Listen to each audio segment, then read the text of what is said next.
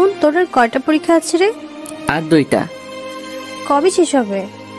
এখনো 3 দিন লাগবে, মাঝখানে একদিন বন্ধ আছে। পরীক্ষা শেষ হলে আমরা সবাই গ্রামের বাড়িতে যাব, ঠিক আছে? হঠাৎ গ্রামের বাড়ি? কি জন্য? কেন, গ্রামের বাড়ি কি আমাদের বাড়ি না? আর আমাদের বাড়িতে গেলে কি হবে তোর? না, হঠাৎ করে গ্রামের বাড়িতে যেতে চাচ্ছ তাই বললাম আর কি। তোর বিয়ে তো, তাই আমরা গ্রামের বাড়িতে যাচ্ছি। আমার বিয়ে মানে? আমার কি এখন বিয়ে করার বয়স হয়েছে? তোকে এত কিছু বুঝতে হবে না, তুই আগের ভালো মতো করে পরীক্ষা দিয়ে নে, তারপর সব দেখা যাবে। এখন বিয়ের কথা শুনলে কিভাবে ভালোভাবে পরীক্ষা দেবো বলো তো? তোমরা মেজাজটাই নষ্ট করে দিলে। ধ্যাত, আর খাবোই না। খাওয়া শেষ হয়ে গেছে, এখন বলছে আর খাবো না। এই পেতনি, চোখের সামনে থেকে সর বলছি। নাস্তা না শেষ করে রুমে চলে আসলাম, এখন বিয়ের কথা শুনে মেজাজটাই নষ্ট হয়ে গেল। ও, আপনাদের তো পরিচয়টাই দেওয়া হয়নি। আমি ইমন, অনার্স 2য় বর্ষে পড়ি। আব্বু নিজস্ব ব্যবসা সামলায়, আম্মু গৃহিণী বাড়িতে থাকে, আর ছোট বোন জান্নাত এইবার ইন্টার ফার্স্ট ইয়ারে পড়ে। একটু পড়াশোনা করে পরীক্ষা দেওয়ার উদ্দেশ্যে বের হলাম। পরীক্ষা শেষ হলো, তারপর আমরা সবাই একসাথে আড্ডা দিতে লাগলাম। দোস্ত, আমার না বিয়ে ঠিক করছে। বলিস কি? কার সাথে তোর বিয়ে হচ্ছে? জানি না রে, আম্মু বললো আর কি। তা দোস্ত, ইনভাইট করবি না? আরে রাখ তোদের ইনভাইট, আমার কি এখন বিয়ে করার বয়স হয়েছে? বিয়ের বয়স হয়নি, এতদিনে বিয়ে দিয়ে দিলে তো 2-3টা বাচ্চার বাবা হয়ে যেতি। তুই আসলেই একটু বেশি কথা বলিস। এভাবে বন্ধুদের সাথে কিছুক্ষণ আড্ডা দেওয়ার পর বাড়ি চলে আসলাম। কলিং বেল দিতেই আম্মু এসে দরজা খুলে দিল। তাড়াতাড়ি গোসল করায়, খাবার টেবিলে অপেক্ষা করছি। ঠিক আছে। তারপর আমি শাওয়ার নিলাম। কিছুক্ষণ পর নিচে এসে লাঞ্চ করতে লাগলাম। আব্বু আসে নাই? না, আজকে আসলো না, আজকে নাকি কাজের চাপ আছে, তাই ওখানেই লাঞ্চ করে নিয়েছে। ও আচ্ছা। তারপর লাঞ্চ শেষ করে রুমে এসে বই নিয়ে পড়তে বসলাম। বিকেল পর্যন্ত পড়লাম, তারপরে বাইরে আড্ডা দিতে গেলাম। বাজারে গিয়ে দেখি সামি, হাসিব, আশিক ওরা সবাই চলে এসেছে। কি খবর মামা, আজকে তো দেরি করলি যে? পড়ছিলাম, একটু দেরি হয়ে গেল। এত পড়ে কি হবে রে? ইমন কি তোদের মতো নাকি? ও পড়াশোনা নিয়ে ব্যস্ত। এইভাবে রাত 8টা পর্যন্ত আমরা আড্ডা দিলাম, ক্যারাম খেললাম, সিগারেট খেলাম। তারপর বাসায় চলে আসলাম, ফ্রেশ হয়ে নিলাম। একটু পরেই আব্বু আসলো, সবাই একসাথে ডিনার করে নিলাম। রুমে গিয়ে পড়তে বসলাম। একটু পড়াশোনা করে আর ভালো লাগছে না, তারপরে ফেসবুকে ঢুকলাম। একটু ঘোরাঘুরি করে ঘুমিয়ে পড়লাম। এভাবে 2টা দিন কেটে গেল। আমার পরীক্ষা শেষ। আম্মু এখন বলছে আমাকে নাকি গ্রামের বাড়ি যেতে হবে বিয়ে করতে। এ তো এক মহা ঝামেলায় পড়লাম। আম্মু, এখন বিয়ে না করলে হয় না? না, হয় না, তোকে বিয়ে করতে হবে। আম্মু প্লিজ, এখন জোর করো না, এখন আমি বিয়ে করতে পারবো না। এত বেশি কথা বলিস কেন? তোর বাবা বিয়ে ঠিক করেছে, বিয়ে তোকে করতে হবে। তাড়াতাড়ি রেডি হয়ে নে, গ্রামের বাড়িতে যা। তারপর আম্মু আব্বু আমাকে একরকম জোর করে গ্রামের বাড়িতে নিয়ে যাওয়ার জন্য রাজি করালো। রাজশাহী শহর থেকে আমাদের গ্রামে যেতে প্রায় 3 ঘন্টার মতো সময় লাগে। আমরা ট্রেনে করে গ্রামের বাড়িতে যাচ্ছি। আমার মনটা একদম খারাপ। আমাকে জোর করে বিয়ে দিয়ে দিচ্ছে, একেবারে বাল্যবিবাহ। 4 ঘন্টা পর আমরা আমাদের গ্রামে পৌঁছালাম। অনেকদিন পর গ্রামে আসছি। পড়াশোনার জন্য গ্রামে তেমন আশাই হয় না। গ্রামের পরিবেশ আমার খুব ভালো লাগে। চাচা আমাদের জন্য গাড়ি পাঠিয়ে দিয়েছে। 30 মিনিটের রাস্তা পেরোনোর পরেই আমরা চাচার বাড়িতে পৌঁছে গেলাম, মানে আমাদের বাড়িতেই। দেখলাম আমাদের গ্রামের বাড়িটা খুব সুন্দর করে সাজানো হয়েছে। আমি তো কিছুই বুঝতে পারলাম না। আমি আম্মু আব্বুর পেছনে পেছনে ভিতরে ঢুকলাম। আমার দিকে সবাই এভাবে তাকিয়ে আছে কেন? আর বাড়ি ভর্তি এত আত্মীয় স্বজন কেন এসেছে? আমি আম্মুকে ডাক দিলাম, এসব কি হচ্ছে? আমি তো কিছুই বুঝতে পারছি না। কি বুঝবি তুই?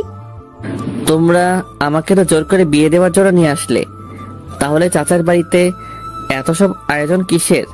আমি তো কিছুই বুঝতে পারছি না। নীলার সাথে তোর বিয়ে ঠিক হয়েছে। আম্মু, মজা করো না তো। কার সঙ্গে বিয়ে ঠিক হয়েছে বলো তো তুমি? তো চাচার মেয়ে নীলার সাথে তোর বিয়ে ফাইনাল। না, এ হতে পারে না। ওর মতো একটা পিচ্চি মেয়েকে আমি বিয়ে করতে পারবো না। আর ও তো আমার চাচাতো বোন হয়, ওর সাথে কি আমার বিয়ে হয় নাকি? তোকে এত কথা বলা লাগবে না, আগামীকালকে তোদের বিয়ে। এখন তুই প্রস্তুত হয়ে নে। আম্মু, তোমরা না আমার নিজের লোক, তোমরা আমার সাথে এরকম করতে পারলে? শোন, যেটা ভালো হয় সেটাই আমরা করছি। নীলা খুব ভালো মেয়ে, ওকে বিয়ে করলে তুই সুখে থাকতে পারবি। ওর মতো একটা পিচ্চি মেয়েকে আমি কোনো মতেই বিয়ে করতে পারবো না। তোমরা যা ইচ্ছা করো, আমি চলে গেলাম শহরে। এই শোন, আমরা পাকা কথা দিয়ে ফেলেছি। আর তুই এখন শহরে যাবি মানে? তোর বাবা জানতে পারলে আস্ত রাখবে না। আর এত কিছুর আয়োজন দেখছিস, এখন কি বিয়ে কোনোভাবে ভেঙে দেওয়া যায় নাকি? তোকে বিয়ে করতে হবে। তারপর আম্মু আব্বুকে ডাক দিল। আব্বু আর আম্মু একসাথে আমাকে প্যারা দিতে লাগলো। আমাকে কোনো কথা বলার সুযোগই দিল না। আমাকে রেখে আম্মু আর আব্বু চলে গেল। এদিকে চাচার বাড়িতে অনেক মানুষ আমাকে দেখতে আসছে, মনে হয় কখনো দেখেনি। আমি চুপচাপ বসে আছি। একের পর এক রুমের ভিতরে আসতেই আসে। একটু পর নীলা ও তার সাথে কয়েকটা মেয়ে রুমের ভেতরে আসলো। কেমন আছো তুমি? তোরা তো আমাকে ভালো থাকতে দিচ্ছিস না। ও মা, হবু বউয়ের সাথে কেউ তুই করে কথা বলে নাকি? আরে রাখ তোর বউ, আমি তোকে কখনো বিয়ে করতে পারবো না। ছি ছি, কি সব বাজে কথা বলছো তুমি? শোনো, এরা হলো আমার বান্ধবী, তোমার সাথে পরিচয় করিয়ে দেওয়ার জন্য নিয়ে আসলাম। আমি কি বলবো ভেবে পাচ্ছি না। এরা তো সবাই একদল পিচ্চি। নীলা সবেমাত্র এসএসসি পরীক্ষা দিয়েছে। এসব পিচ্চিদের সাথে আমার একদমই কথা বলতে ইচ্ছে করছে না। আমি ফোনটা বের করে টিপতে লাগলাম। একটু পরে আবার নীলা আসলো। ওগো শুনছো, ওয়াশরুমটা ওই দিকে, যাও গিয়ে শাওয়ার নিয়ে আসো। নাকি আমার কোনো হেল্প লাগবে? নীলা শোন, আমি তোর ভাই না? ভাইয়ের সাথে কেউ এরকম বলে নাকি? হ্যাঁ, তোর আর আমার কখন এসব হয় নাকি? দেখো, তুমি যদি আর একবার ভাই বোনের কথা বলো, তাহলে কিন্তু আমি শাশুড়ি আম্মাকে বিচার দেব। চুপ তুই। তোর মতো একটা পিচ্চি মেয়েকে আমি কখনো বিয়ে করতে পারবো না। চোখের সামনে থেকে সর বলছি। নীলা মুখ গোমরা করে চলে গেল। আমি কি করব ও মুখ গোমরা করলে? ওর সাথে আমার কখনো এরকম হয় নাকি? একটু পর আম্মু আসলে রুমে। এই, তুই নীলাকে কি বলেছিস? কই কিছু বলি নাই তো। বলেছে আম্মু, আমার সাথে খুব খারাপ ব্যবহার করেছে, এমনকি আমাকে মেরেছে। আরে আজব তো, আমি তোকে কখন মারলাম? আম্মু আমাকে বকাবকি করতে শুরু করলো। থাক আম্মু, ওকে আর কিছু বলো না। এরপর থেকে কিছু বললে তারপর বলবে।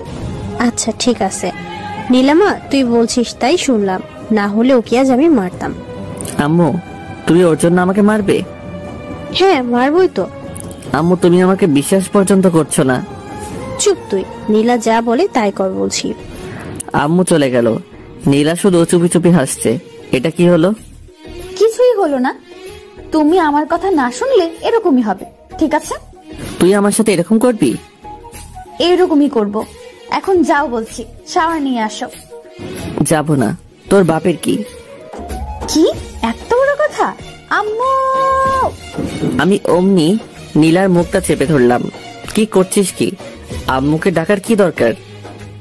আমি আম্মুকে বলবো তুমি আমাকে আবার মারছো। তুই মিথ্যে কথা বলবি? কই মিথ্যা বলছি? আম্মুকে ডাকবো? না থাক। ওকে যাও, শাওয়ার নিয়ে আসো। তোর কথা মতো নাকি? আবার থামো, দেখাচ্ছি মজা। এই বলে নীলা আমাকে ঠেলতে ঠেলতে ওয়াশরুমের মধ্যে নিয়ে গেল। ওয়াশরুমের ভিতরে গিয়ে দরজা বন্ধ করে দিল। এই এই এই, এটা কি করছিস তুই? বেশি কথা বলো না, চুপচাপ শাওয়ারের নিচে গিয়ে দাঁড়াও। কি? আমি তোর সামনে গোসল করব? যা বলছি তুই এখান থেকে। এই যে মিস্টার, চোখ নামিয়ে কথা বলো, নয়তো আমি কিন্তু চিৎকার করব। চিৎকার করবি মানে? চিৎকার করব, আর সবাইকে বলবো তুমি আমাকে ওয়াশরুমে নিয়ে এসে দরজা বন্ধ করে দিয়েছো। এই না না, এমন করিস না, আমার লক্ষ্মী বোন। কি? তুমি আবার আমাকে বোন বলছো? দাঁড়াও দেখাচ্ছি। এই বলে নীলা আমার একেবারে কাছে এসে আমার গলা জড়িয়ে ধরলো। আমাকে একটা লিপ কিস দিয়ে পালিয়ে গেল। ওর মতো একটা মেয়ে আমাকে কিস করলো। ওকে তো কোনোভাবেই বিয়ে করা যাবে না, আমার জীবনটা একেবারে শেষ করে দেবে। তারপরে আমি শাওয়ার নিলাম। হায় রে, ওয়াশরুমে আমি তো কোনো কাপড় নিয়ে আসি নাই। এখন আমি কি করব? এই অবস্থায় আমি কিভাবে বাইরে যাব? ওয়াশরুমের দরজা খুলে একটু মুখ বাড়াতেই দেখলাম নীলা বিছানার উপর বসে আছে। ওই নীলা, আমি না ওয়াশরুমের ভেতরে কিছুই নিয়ে আসি নাই। ব্যাগ থেকে আমার কিছু কাপড় দে না প্লিজ। এইভাবে বললে হবে না, মিষ্টি করে বলো, তারপরে আমি দিয়ে যাচ্ছি। মিষ্টি করে কিভাবে বলবো? তুমি বলো, ওগো শুনছো, ব্যাগ থেকে আমার কিছু কাপড় দিয়ে যাও না। কি আর করব, নীলার কথা শোনা ছাড়া আমার তো আর কোনো উপায় নেই। ওগো বউ, শুনছো, ব্যাগ থেকে আমার কিছু কাপড় দিয়ে যাও না। নীলা হাসতে হাসতে কাপড় নিয়ে আমার সামনে এসে দাঁড়ালো। আর কোনো হেল্প লাগবে নাকি? মানে? না, চেঞ্জ করার। আমি অমনি দরজা আটকে দিলাম। ওর মতো একটা পিচ্চি মেয়ের সাথে আমি কিভাবে সারা জীবন কাটাবো? তারপরে চেঞ্জ করে রুমের ভিতরে আসলাম। দেখলাম নীলা সোফায় বসে আছে। কি তোর সমস্যা কি? তুই সব সময় এখানে কি করছিস? তুমি আমার সাথে ভালোভাবে কথা বলবি কিন্তু, না হলে না হলে কি করবি তুই? তোর মতো একটা পিচ্চি মেয়ে আমাকে শুধু বিরক্ত করতে জানিস। ওকে, আর বিরক্ত করব না, এখন শুধু ভালোবাসবো। এই বলে নীলা আমার কাছে আসতে থাকলো। আমি আস্তে আস্তে পেছনে সরে যাচ্ছি। সরতে সরতে দেওয়ালের সাথে আটকে গেলাম। এই পিচ্চি, একদম কাছে আসবি তো বলছি। নীলা আস্তে আস্তে আমার একেবারে কাছে চলে আসলো। ভয় করছো কেন? কালই তো আমাদের বিয়ে, তারপর তো সব ঠিক হয়ে যাবে, তাই না? তুই সর বলছি। ওকে চলো, নিচে সবাই লাঞ্চ করার জন্য অপেক্ষা করছে। তুই যা, আমি তোর সাথে যাব না। বেশি কথা বলো না, একসাথে চলো বলছি, না হলে কিন্তু আবার কাছে আসবো। না, কাছে আসিস না, চল তোর সাথে যাব। তারপর আমি নিচে গিয়ে লাঞ্চ করার জন্য একটা চেয়ারে গিয়ে বসলাম। সবাই আমাদের দিকে তাকিয়ে আছে। আমাদের বলতে আমার আর নীলার দিকে সবাই হা করে তাকিয়ে আছে। নীলার আম্মু মানে চাচি বলল, নীলা তুই জামাইয়ের পাশে গিয়ে বস। আমি তো একদম অবাক, চাচি আমাকে আগেই জামাই বলছে। না কোনো পাগলের পাল্লায় পড়লাম রে, যে কিছুই বুঝতে পারছি না। এদিকে নীলা আমার পাশের চেয়ারে বসে আমাকে শুধু বিরক্ত করে যাচ্ছে, পা দিয়ে শুধু আমার পায়ে টোকা দিচ্ছে। আমি তাড়াতাড়ি লাঞ্চ শেষ করে রুমে এসে দরজা বন্ধ করে দিলাম, যাতে পিচ্চিটা আমাকে বিরক্ত করতে না পারে। আমি ফোনটা বের করে স্বামীকে একটা ফোন দিলাম। মামা, কি খবর? কি করছিস? আর বলিস না, এখানে আমার একদম ভালো লাগছে না। কবে যে বাসায় আসবো রে? কেন ভালো লাগছে না কেন? এখানে সব পিচিদের পাল্লায় পড়েছি, আমার একদমই ভালো লাগছে না। আচ্ছা মামা, তাহলে থাক, আমরা সবাই এখন ব্যস্ত আছি, পরে কথা হবে। কিসের ব্যস্ত? আরে তোদের বাড়িটা সুন্দর করে সাজিয়ে দিচ্ছি মামা, আসল ঘরটা এমন করে সাজিয়েছি না, খেলা হবে। রাখ তোর খেলা। তারপরে ফোনটা কেটে দিলাম। ফেসবুকে ঢুকে অযথাই ঘোরাঘুরি করলাম, কিছুই যে ভালো লাগছে না। এদিকে তো ফেসবুকে শুধু মেসেজ আসতেই আছে, সবাই উইশ করছে, বিয়ের উইশ। আমি বুঝতে পারলাম না এত বন্ধু বান্ধব ফেসবুকে, এরা আমার বিয়ের কথা জানলো কিভাবে। তারপরে দেখলাম আশিক আমার বিয়ে নিয়ে ফেসবুকে একটা পোস্ট করেছে। মেজাজটাই তো গরম হয়ে গেল। তারপরে বিকেল হয়ে আসলো। এদিকে নীলা এসে বারবার আমাকে বিরক্ত করছে। একটু পরপরই আমার রুমে আসছে, এটা সেটা বলছে। ওর বান্ধবীরা আমাকে নিয়ে হাসাহাসি করছে। আমি বুঝতে পারলাম না ওদের মতো এক একটা পিচ্চিদের সাহস কিভাবে হয় আমাকে নিয়ে হাসাহাসি করার। আমি কিছুই বললাম না, কারণ এখানে অনেক আত্মীয় স্বজন আছে। ওরা যদি জানতে পারে তাহলে কি বলবে। তারপরে রাত হয়ে আসলো, বিয়েটা তাহলে হয়ে যাচ্ছে। আমি কিছু করতে পারছি না।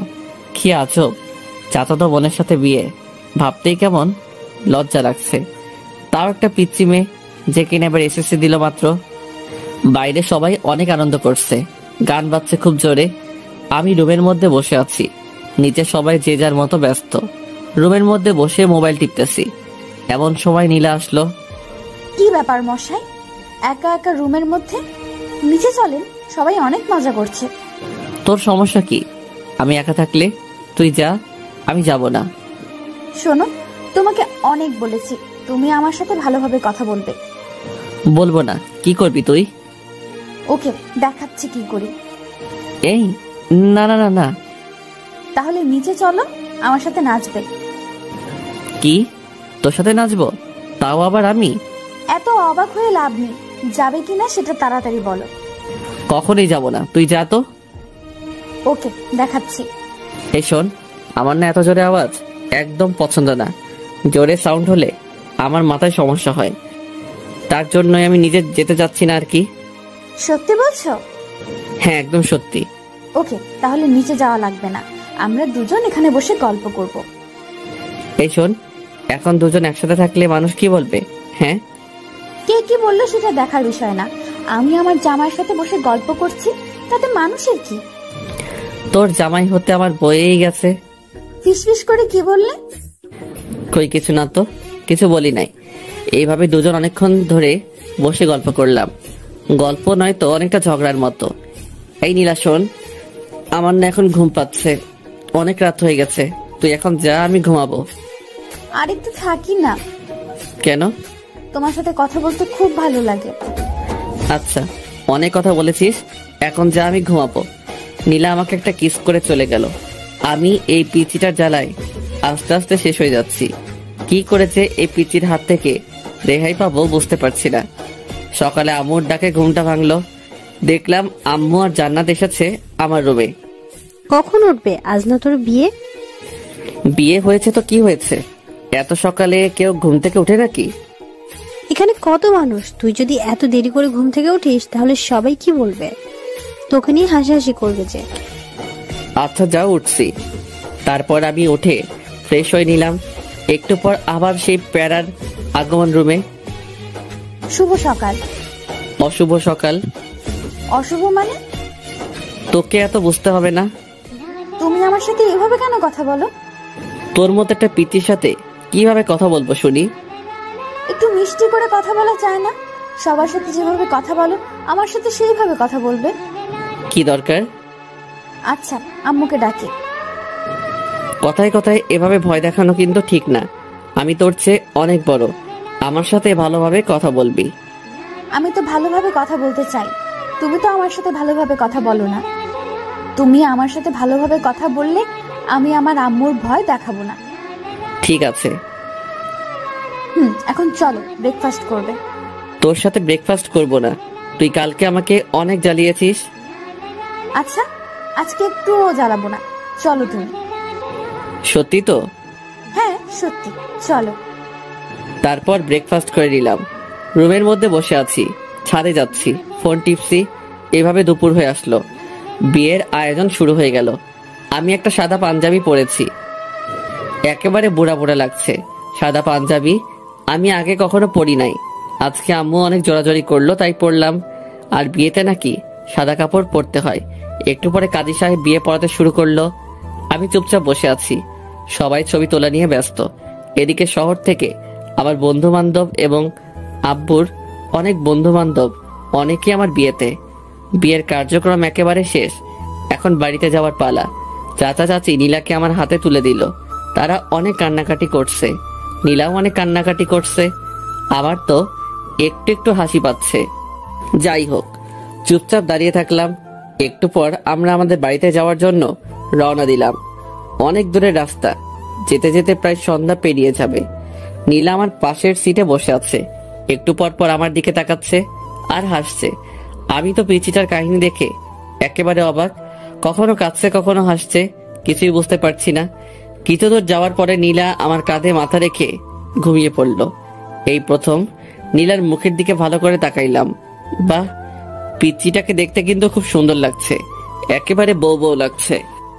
এই আমি কি সব ভাবছি, নীলার মতো একটা পিচি মেয়েকে নিয়ে? ওকে তো আমি কোনোদিনও বউ হিসেবে মেনে নিব না। আমি কি সব আজে বাজে চিন্তা করছি। এভাবে নানান কথা ভাবতে ভাবতে সন্ধ্যায় বাড়িতে পৌঁছে গেলাম। গাড়ি থেকে নামতেই আমি রীতিমতো অবাক। ওয়াও, আমাদের বাড়িটাকে দেখতে কি সুন্দর লাগছে, কি সুন্দরভাবে লাইটিং করা হয়েছে। বাড়িটার সৌন্দর্য দেখে আমি মুগ্ধ হয়ে যাচ্ছি। বাড়ি দেখতে দেখতেই ভেতরে চলে আসলাম। আমি আমার রুমে যাব, অমনি দেখলাম দরজায় একটা তালা ঝুলানো। তারপরে দেখলাম সামি, আশিক, হাসিব সবাই দরজার সামনে চলে আসলো। কি খবর? এই সন্ধ্যায় বাসর ঘরে যাওয়ার জন্য এত আগ্রহ? না, বাসর ঘরে যাব মানে? আমি তো আমার রুমে যাচ্ছিলাম। বুঝেছি ভাই, আমাদের আর বোঝাতে হবে না, আর একটু ধৈর্য ধরে অপেক্ষা কর ভাই। আমি কোনো কথা না বলে পাশের রুমে ফ্রেশ হতে চলে গেলাম। আম্মু এসে আমাকে আরেকটা পাঞ্জাবি দিল, বলল তুই এই পাঞ্জাবিটা পর। আম্মু, সাদা কালারের পাঞ্জাবি পরতে একদম ভালো লাগে না। আমি এখন পাঞ্জাবি পরবো কেন? আমি এখন টি শার্ট পরবো। বাসুরাতে কেউ টি শার্ট পরে নাকি? আচ্ছা তুই থাম, আমি সাদাটা চেঞ্জ করে অন্য একটা কালারের পাঞ্জাবি নিয়ে আসছি। আচ্ছা ঠিক আছে। ফ্রেশ হয়ে বন্ধুদের সাথে আড্ডা দিতে লাগলাম। সবাই মিলে অনেক মজা করছি। সবাই তো শুধু বাসর ঘর করছে। আমার তো শুনতে একদমই ভালো লাগছে না। রাত 11টা বেজে গেল। আম্মু আব্বু এসে আমাকে বকাবকি করতে শুরু করে দিল। তোর বুদ্ধি বলতে কিছুই নেই। এখন রাত 11টা বেজে গেছে আর তুই এখনো বসে আছিস? যা তাড়াতাড়ি রুমে যা। মাথা নিচু করে চুপচাপ রুমে যাচ্ছি। দরজার সামনে যেতেই স্বামী আমার কাছে আসলো। মামা, বালিশের নিচে রাখা আছে। তোর শালা শত সামনে থেকে। তারপর আমি দরজা খুলতেই পুরোপুরি অবাক হয়ে গেলাম। রুমটা এত সুন্দর করে সাজানো আমি কিছুতেই বোঝাতে পারবো না। আমি এদিকে ওদিকে ঘুরে রুমটা দেখতে লাগলাম। বিছানাটাও খুব সুন্দর করে সাজানো। চোখ পড়লো নীলার দিকে। দেখলাম বিছানার মাঝখানে ঘোমটা দিয়ে বসে আছে। আমি সোফায় গিয়ে বসে পড়লাম। আই, তুমি সোফায় কেন বসলে? তোর মাথায় বসবো নাকি? বাসর রাতে কেউ কারোর মাথায় বসে না।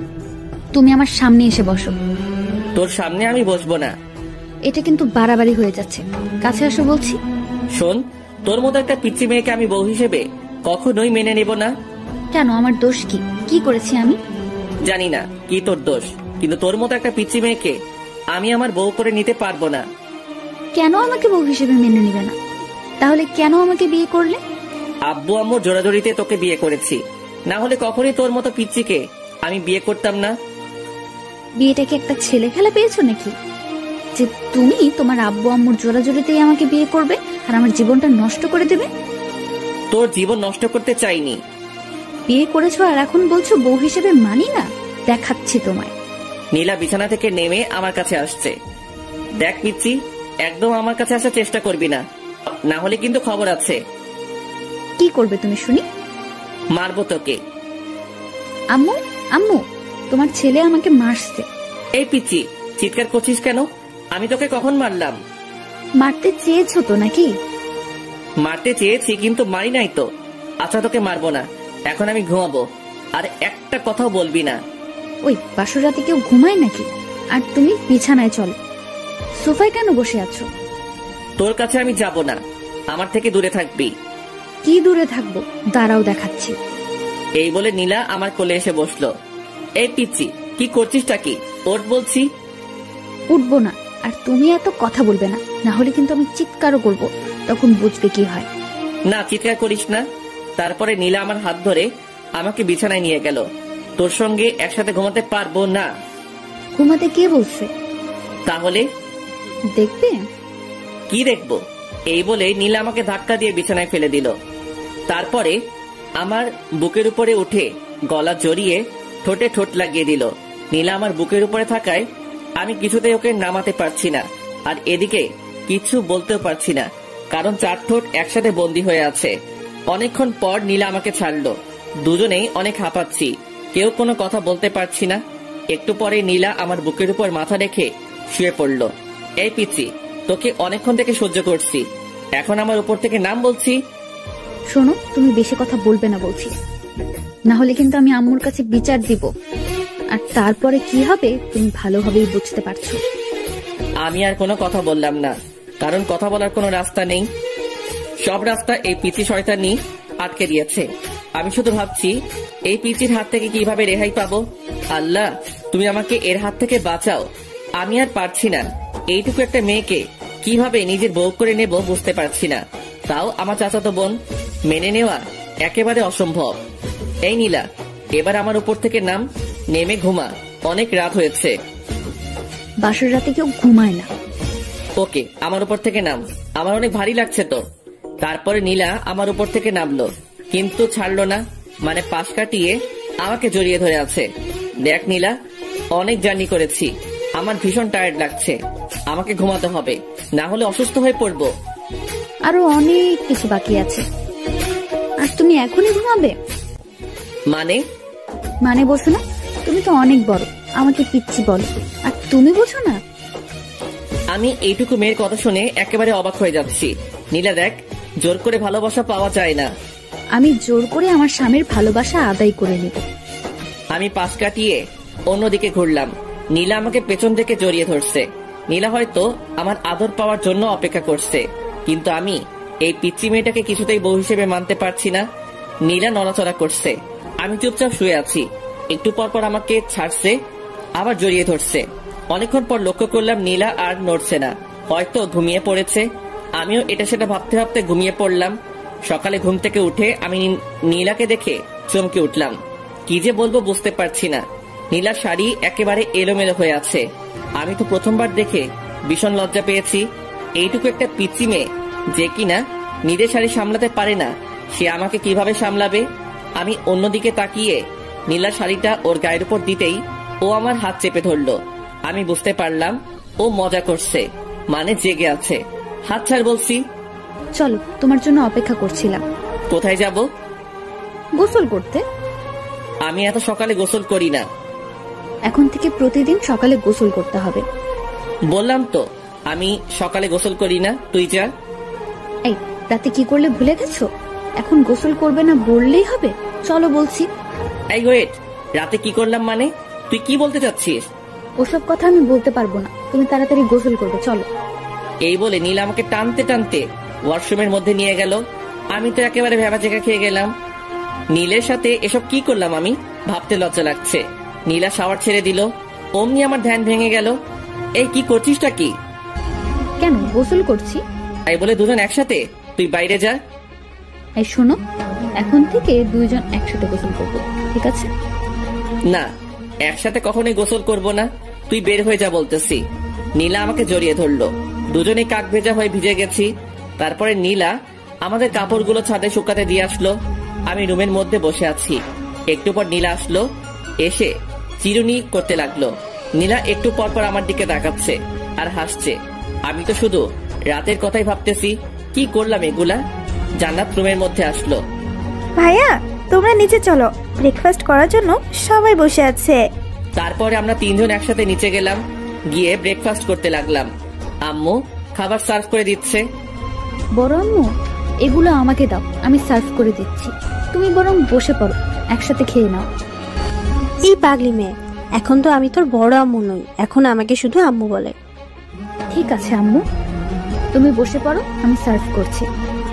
এই না, তুই তো অনেক ছোট, তুই এখন এগুলা করবি না, বড় হয়ে তারপরে করবি। ঠিক আছে আম্মু। তারপরে আমি ব্রেকফাস্ট শেষ করে ছাদে গেলাম। বসে বসে শুধু রাতের কথাই ভাবছি, কি বলতে কি করে ফেললাম। একটু পরে আশিক, হাসিব, সামি এরা ছাদে আসলো। কি খবর মামা, কেমন এনজয় করলি? খুব ভালো, তোরাও এবার একটা করে বিয়ে করে ফেল। করব, সময় হলে ঠিকই করব। তাড়াতাড়ি। এভাবে বন্ধুদের সাথে অনেকক্ষণ আড্ডা দিলাম। একটু পর নীলার বাড়ির লোকজন আসবে। আব্বু আমাকে বাড়িতে থাকতে বলতেছে। আশিক, হাসিব এরা সবাই নিচে চলে গেল, ওদের নাকি কিছু কাজ আছে। আমি ছাদে বসে আছি, রুমে যাচ্ছি না, কারণ রুমে গেলে নীলা দুষ্টামি করতে শুরু করবে। কিছুক্ষণ পর নীলা আমাকে খুঁজতে খুঁজতে ছাদে চলে আসলো। তুমি এখানে কি করছো?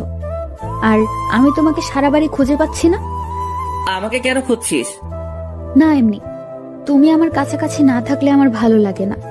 কিন্তু আমার তোর কাছে থাকতে একদম ভালো লাগে না, তাই তোর থেকে দূরে আছি। যা, এখন তুই নিচে যা, আমাকে আমার মতো থাকতে দে। শোনো, তুমি কিন্তু এরকম করলে আমি আম্মুর কাছে বিচার দিব। কি বারবার আম্মু আম্মু করে ভয় দেখাস? যা তো চোখের সামনে থেকে। নীলা ছাদ থেকে নিচে চলে গেল। একটু পর আম্মুকে ডেকে নিয়ে আসলো ছাদে। এই, তুই বৌমার সাথে ভালোভাবে কেন কথা বলি? কই, ভালোভাবেই তো কথা বলি। না আম্মু, আমার সাথে একদম ভালোভাবে কথা বলে না, আমাকে শুধু কথায় কথায় ধমক দেয়। এরপর থেকে যদি বৌমার সাথে এরকম ব্যবহার করিস তাহলে কিন্তু খবর আছে। তোর আব্বুর সাথে সবকিছু বলবো, তারপর বুঝবি।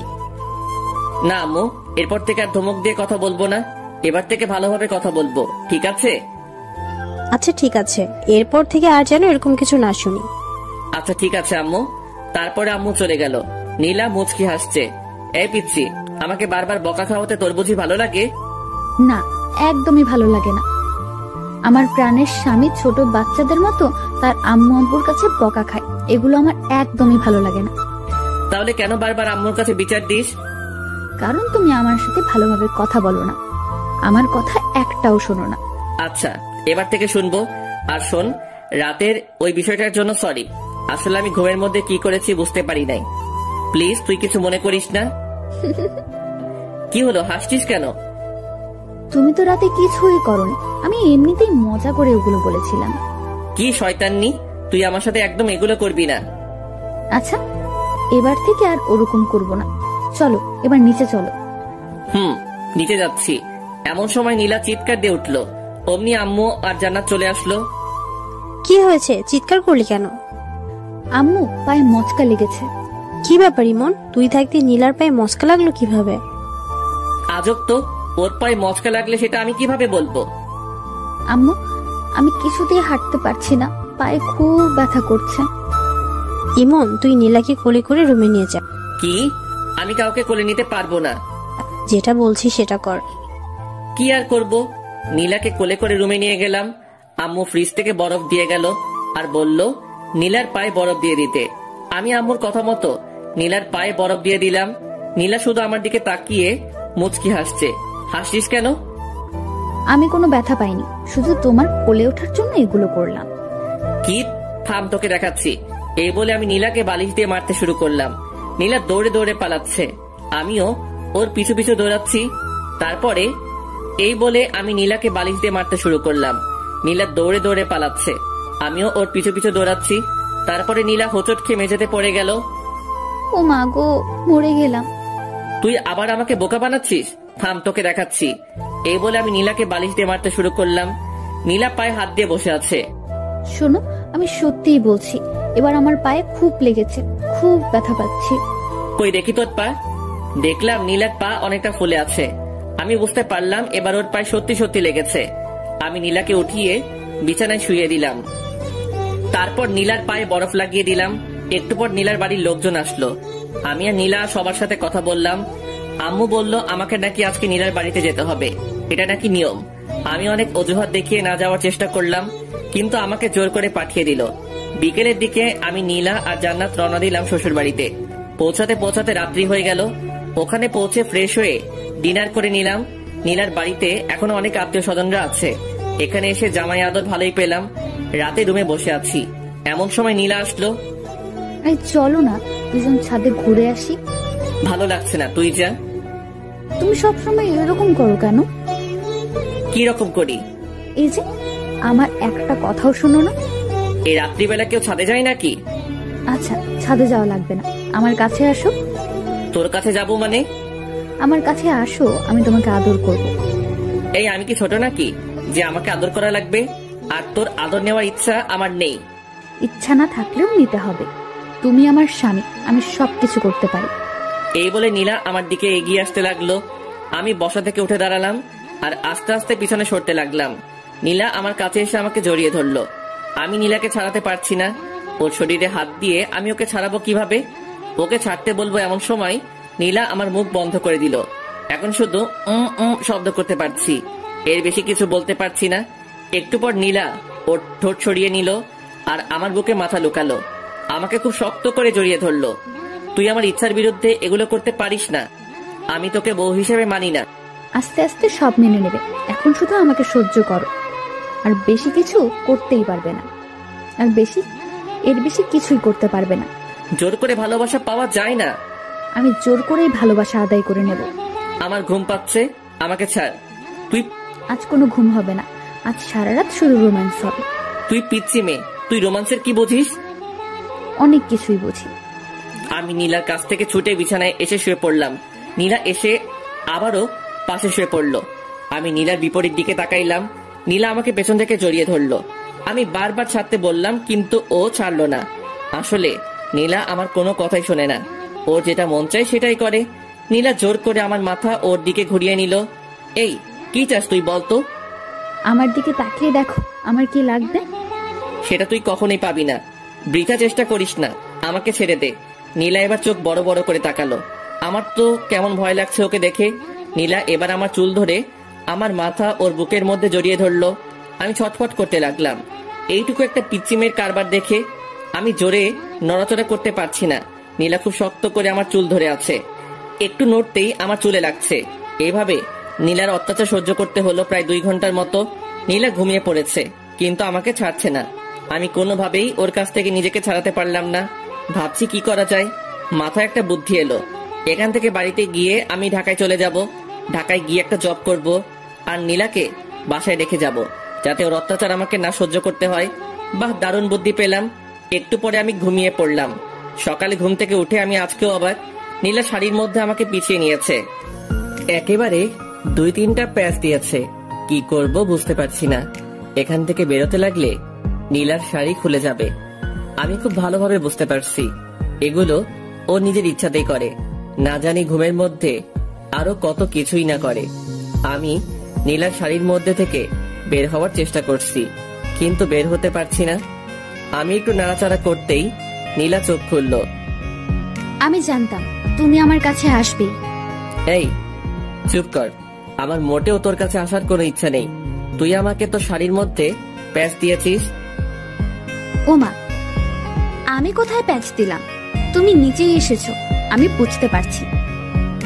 এই চুপ, আর একটা কথা বলবি না। আমাকে বের হতে দে।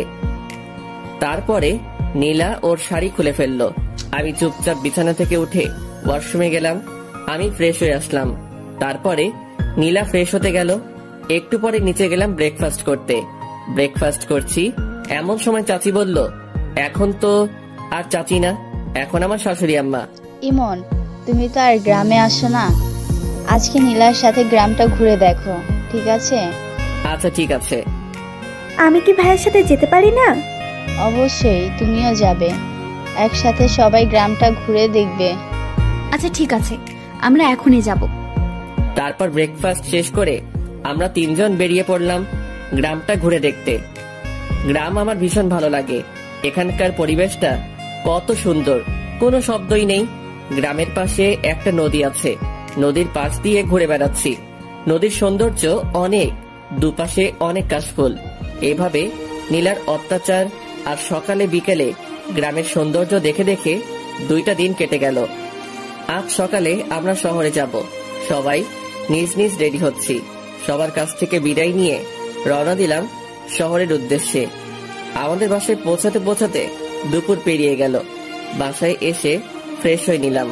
আম্মু লাঞ্চ করার জন্য ডাকলো, কিন্তু লাঞ্চ করলাম না, অনেক টায়ার্ড, তাই সরাসরি রুমে গিয়ে ঘুমিয়ে পড়লাম। বিকেলের দিকে ঘুম ভাঙলো। ঘুম ভাঙতে দেখলাম আমার পাশে নীলা ঘুমিয়ে আছে। আমি উঠে ফ্রেশ হয়ে নিলাম। তারপরে বাইক নিয়ে বেরিয়ে পড়লাম। অনেক দিন থেকে বন্ধুদের সাথে আড্ডা দেওয়া হয়নি। আমি বাজারে পৌঁছালাম। বাড়ি থেকে বের হওয়ার সময় সবাইকে ফোন দিয়ে চলে আসতে বলেছি, কিন্তু এখনো কেউই আসেনি। কিছুক্ষণ অপেক্ষা করার পর আশিক আসলো। কি খবর, কেমন আছিস? এই তো ভালো আছি, তুই কেমন আছিস? বিয়ে করে তো আমাদের ভুলে গেলি। আরে না, তোদের সবাইকে খুব মিস করি। ও আচ্ছা, ভাবির কি খবর, কেমন আছে? হ্যাঁ ভালো আছে। এইভাবে দুজনে বসে গল্প করছি। কিছুক্ষণ পর হাসিব আর সামি আসলো। আমরা 4 জন ক্যারাম খেলতে শুরু করলাম। আমরা নিয়মিত ক্যারাম খেলি, কিছুদিন না খেলায় আমি তেমন খেলতে পারছি না। ক্যারাম খেলছি আর সিগারেট টানছি। কখন যে রাত হয়ে গেছে বুঝতেই পারি নাই। আমরা সবাই যে যার বাসায় চলে আসলাম। আমার বাসায় পৌঁছাতে পৌঁছাতে রাত 9টা বেজে গেল। কলিং বেল দিলাম, আম্মু এসে দরজা খুলে দিল। আচ্ছা তোমরা যাও, আমি ফ্রেশ হয়ে আসছি, তারপরে আমি ওয়াশরুমে যাব। এমন সময় নীলা এসে সামনে দাঁড়ালো। কি সমস্যা তোর, সামনে দাঁড়িয়েছিস কেন? তুমি কোথায় গিয়েছিলে আমাকে না বলে? কোথায় যাব না যাব সেটা কি তোকে বলে যেতে হবে নাকি? আই ওয়েট, তুমি কি খেয়েছো? কি খেয়েছি মানে? তুমি স্মোক করো, সিগারেটের গন্ধ বের হচ্ছে। শর্ত সামনে থেকে। আমি নীলার পাশ কাটিয়ে ওয়াশরুমে গেলাম। তারপরে ফ্রেশ হয়ে নিচে গেলাম ডিনার করতে। দেখলাম আম্মু, আব্বু, জান্নাত, নীলা সবাই বসে আছে আমার জন্য, একসাথে ডিনার করবে। তাই আমি গিয়ে বসে পড়লাম। আম্মু খাবার সার্ভ করতে শুরু করলো। আম্মু, তুমিও বসে পড়ো, আমাদের সাথেই খাবে। আচ্ছা ঠিক আছে, বসছি, তোরা খেতে শুরু কর। আব্বু, আমার কিছু কথা ছিল। হ্যাঁ বলো।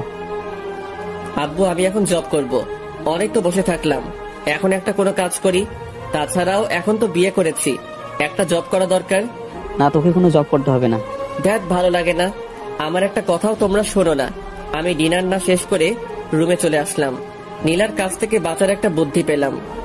এটাও আব্বু বন্ধ করে দিল। এখন কি করব? কিভাবে এই পিচি শয়তানির হাত থেকে বাঁচবো? একটু পরেই নীলা আসলো।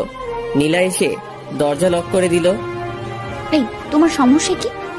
কোনো সমস্যা নেই, বলো বলছি।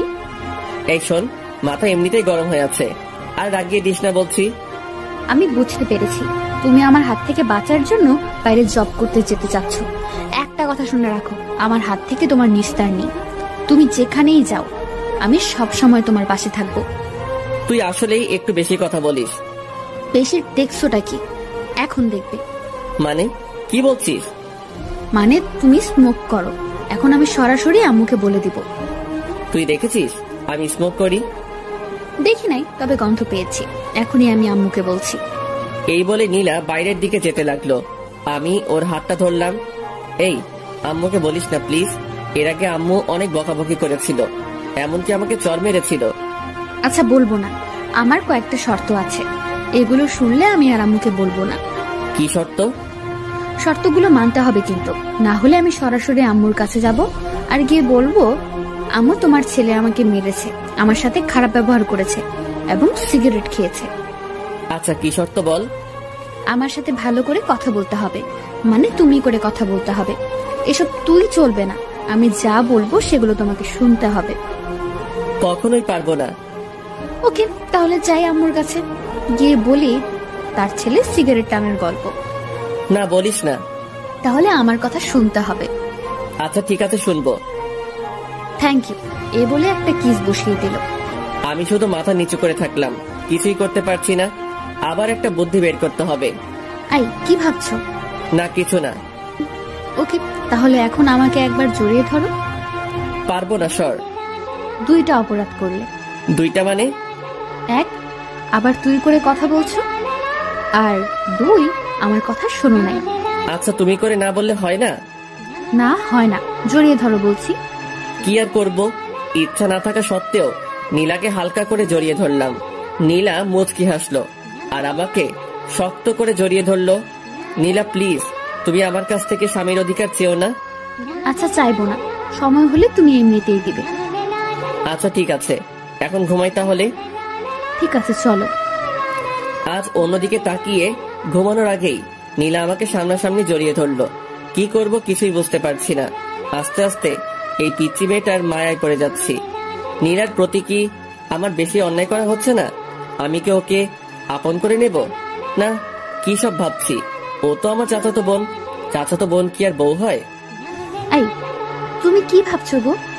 না, কিছু না। বলো বলছি। না, তেমন কিছু না। আমার একটা গার্লফ্রেন্ড আছে, ওকে নিয়ে ভাবছি। সত্যি বলছো? হ্যাঁ। তুমি না এখন বিয়ে করেছো? তোমার গার্লফ্রেন্ড থাক বা না থাক, সবকিছু ভুলে যাও। কখনোই পারবো না। এর জন্য তুমি আমাকে আপন করে নিচ্ছ না?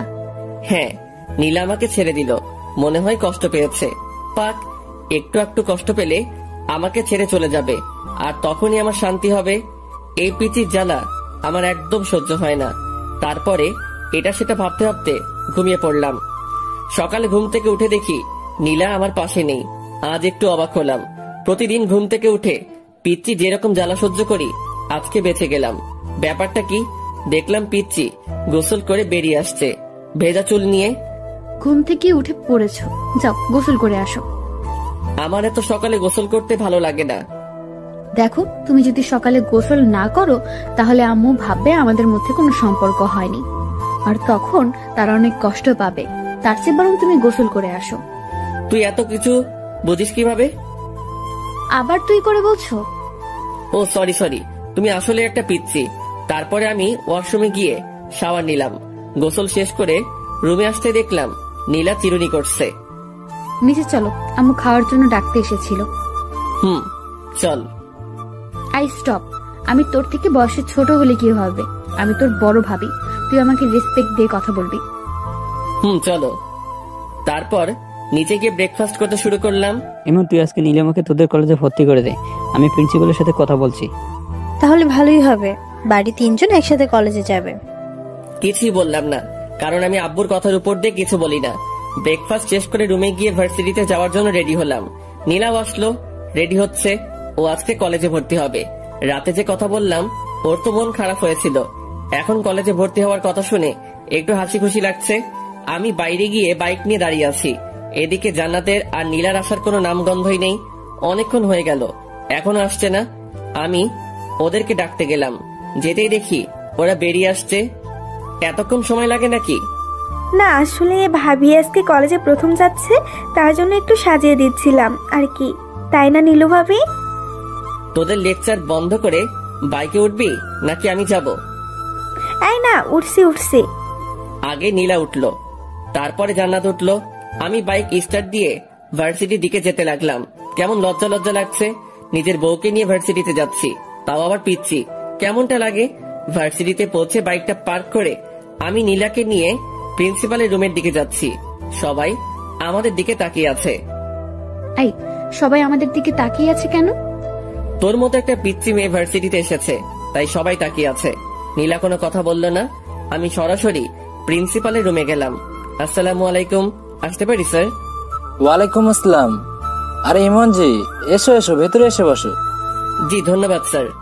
তা হানিমুন বাদে এখনই ভার্সিটিতে আসতে হলো? আমি আর নীলা দুজনে মাথা নিচু করলাম। আমার মতো নীলা হয়তো লজ্জা পেয়েছে।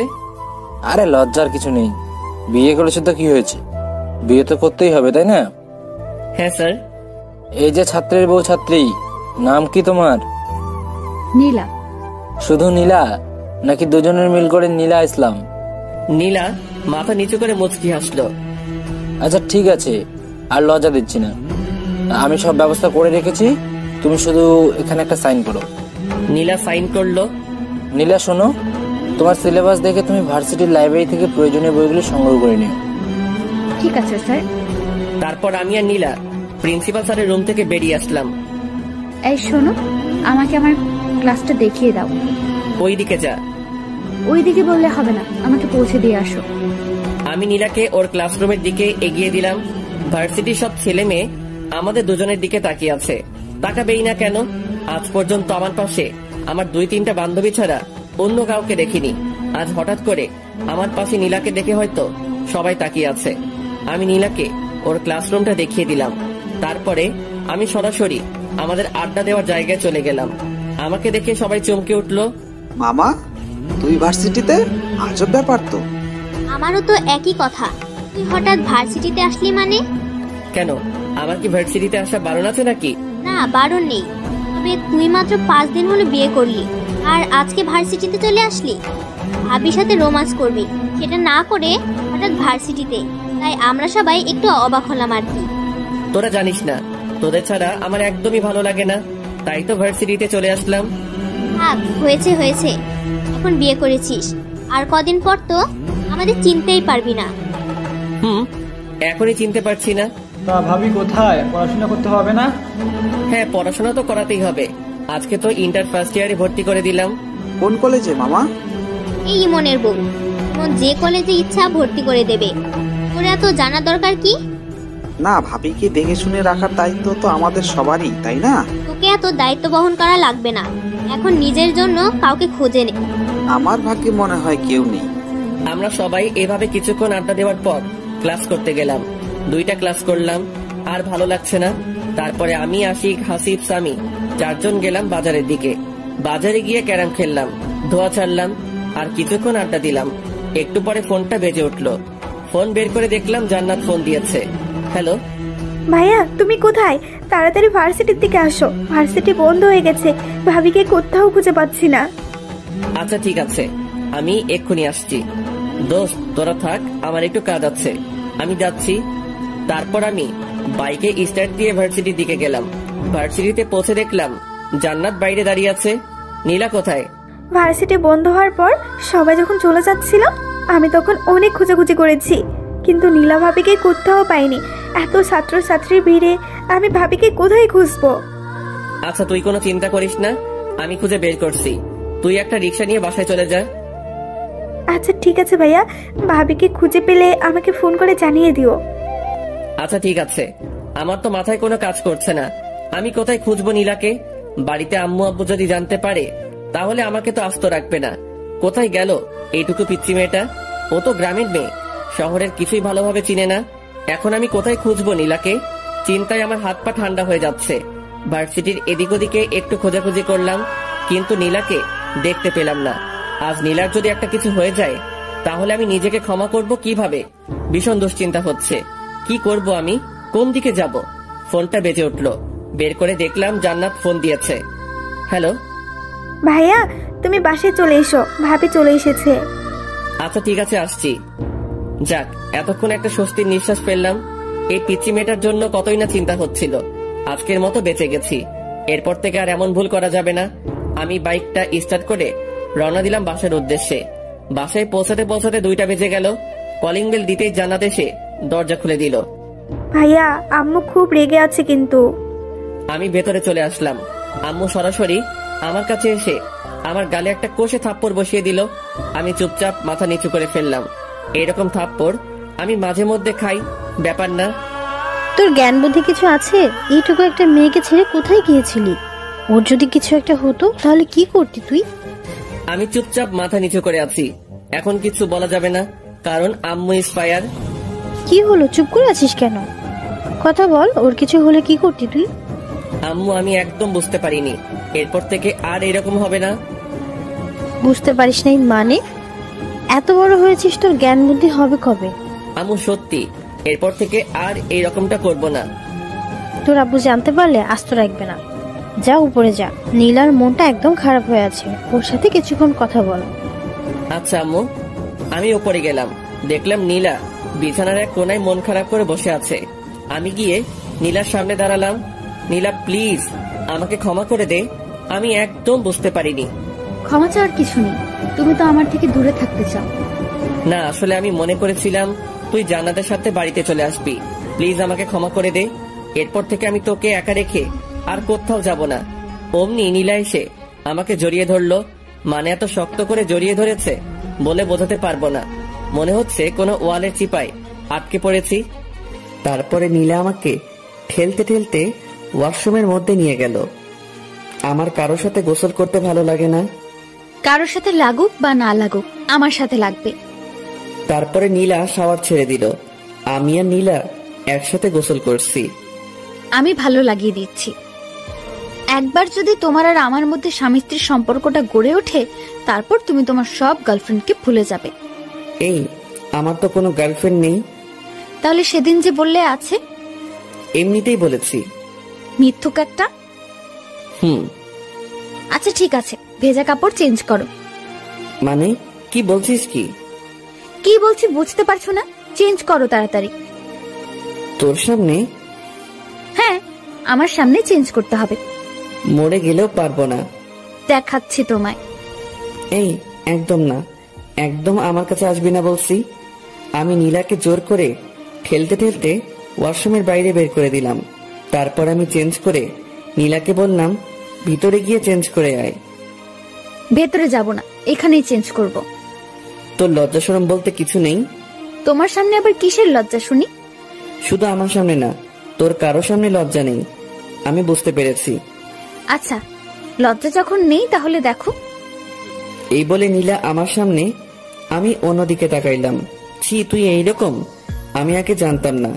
নীলা আমাকে পেছন থেকে জড়িয়ে ধরে বলল, কি রকম গো? লজ্জা শরম বিবেকহীন একটা মেয়ে। আচ্ছা হয়েছে, এবার আমার চেনটা আটকে দাও। আমি অবাক হয়ে নীলার দিকে তাকাইলাম। দেখলাম নীলা একটা 3 পিস পরেছে আর আমাকে চেইন আটকে দিতে বলছে। এই শোন, এগুলো আমি পারি না। পারে না বললে হবে না, তাড়াতাড়ি আটকে দাও বলছি। পারবো না বললাম না। আম্মুকে কিন্তু ডাক দিব আর বলবো সিম্পল। আমার এইটুকু কাজ করে দাও না, তখন তোমাকে বকাবকি করবে। এই শোন, আমার সামনে ভালোভাবে থাকবি। ভালোভাবে থাকবো মানে? মানে তোর ওড়না কোথায়? এই যে বিছানায়। ওই চুপ, আমার সামনে একদম ভালোভাবে থাকবি, নয়তো থাকবি না। নীলা একেবারে আমার ঠোঁটের কাছে ঠোঁট নিয়ে এসে বলল, তোমার সামনে থাকতে হলে আমাকে কি ওড়না নিয়ে থাকতে হবে নাকি? আমি নীলাকে ধাক্কা দিয়ে বললাম, আমি যেটা পছন্দ করি সেটা করলে তোর পক্ষে ভালো হবে। ঠিক আছে, লাঞ্চ করব, চলো। চল।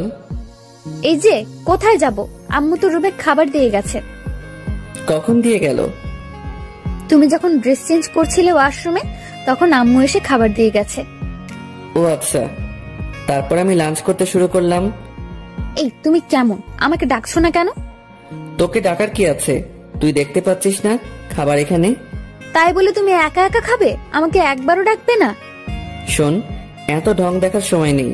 তোর ইচ্ছা হলে খাবি, নয়তো খাবি না। নীলা আমার কাছে আসলো, এসে বলল, আমাকে খাইয়ে দাও। শখ কত? খাইয়ে দাও বলতেছি। কখনোই না। না খাইয়ে দিলে আমি কিন্তু তোমাকে বিরক্ত করব। বিরক্ত করি মানে? দেখবে। আমি কোনো কথা বললাম না, চুপচাপ খেয়ে যাচ্ছি। নীলা এসে আমার কোলের উপর বসলো। এই, কি হচ্ছেটা কি? নাম বলছি। বললাম তো, খাইয়ে না দিলে বিরক্ত করব। আমি কখনোই তোকে খাইয়ে দেব না, নাম বলছি। না খাইয়ে দিলে আমিও নামবো না। শেষবারের মতো বলছি, নাম বলছি, না হলে কিন্তু ফেলে দেব। ফেলে দিলে তো আম্মু আছে, আম্মুকে ডাকবো। তারপর কি হবে বুঝতেই পারছো। কি করব? এমন দুষ্টু মেয়ে আমি কখনো দেখিনি। আচ্ছা ঠিক আছে, নাম, আমি খাইয়ে দিচ্ছি। প্রথমেই খাইয়ে দিতে বললাম, দিলে না। এখন আমিও নামবো না। যত তাড়াতাড়ি খাইয়ে দিবে তত তাড়াতাড়ি নামবো, আর না হলে দিও না। আমার তো থাকতে ভালোই লাগছে। আর কি করব? নীলাকে খাইয়ে দিতে শুরু করলাম। না খাইয়ে দিলে তো আর নামবে না। আমি নীলাকে খাইয়ে দিচ্ছি, আর নীলা শুধু বারবার আমার হাতে কামড় দিচ্ছে। আমি চুপচাপ সব সহ্য করছি। তাড়াতাড়ি খাইয়ে না দিলে আমার কোল থেকে নামবে না। আচ্ছা, আমার খাওয়া শেষ, এবার তুমি খাও। আমি হাত ধুয়ে নিচ্ছি। এই, তুমি শেষ করলে কেন? খাও বলছি। শোন, এত অত্যাচার রিমান্ডের আসামিকেও করে না, আর আমার খাওয়ার ইচ্ছা শেষ। তুমি এমন বলো না, আমি তোমাকে আর জ্বালাবো না। প্লিজ তুমি খেয়ে নাও। কোথা শেষ বললাম না? আচ্ছা, আমি তোমাকে খাইয়ে দিচ্ছি। কোনো দরকার নেই। আমি চুপচাপ বিছানায় গিয়ে শুয়ে পড়লাম। আমার কথা শুনলে না তো? আচ্ছা, দেখাচ্ছি। আগে প্লেটগুলো পরিষ্কার করে আসি। একটু একটু ঘুম পাচ্ছে, ঘুমিয়ে পড়বো। এই মুহূর্তেই আবার রিমান্ড শুরু। মানে নীলা এসে খুব জোরে দরজা আটকে দিল। এই, এত শব্দ করছিস কেন? আর দরজা আটকে দিলি কেন? আমি কখনো দরজা আটকে দেই না। এখন আমি এসেছি, এখন থেকে দরজা আটকে দিতে হবে। আটকে দিতে হবে মানে? না মানে এখন তো আমরা রোম্যান্স করব। যদি কেউ রুমের মধ্যে চলে আসে, তাই আটকে দিলাম। শোন, এখন আমি ঘুমাবো, একদম আমাকে বিরক্ত করবি না। বিরক্তি দেখছোটা কি? তুমি তো আমার একটা কথাও শুনো না। এখন তোমাকে দেখাচ্ছি।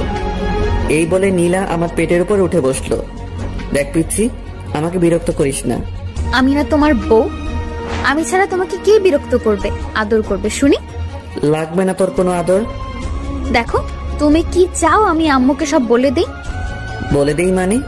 এই যে আমাদের মধ্যে কোনো সম্পর্ক গড়ে ওঠেনি, এগুলো আম্মুকে বলে দেই। আমি কোনো কথা বললাম না।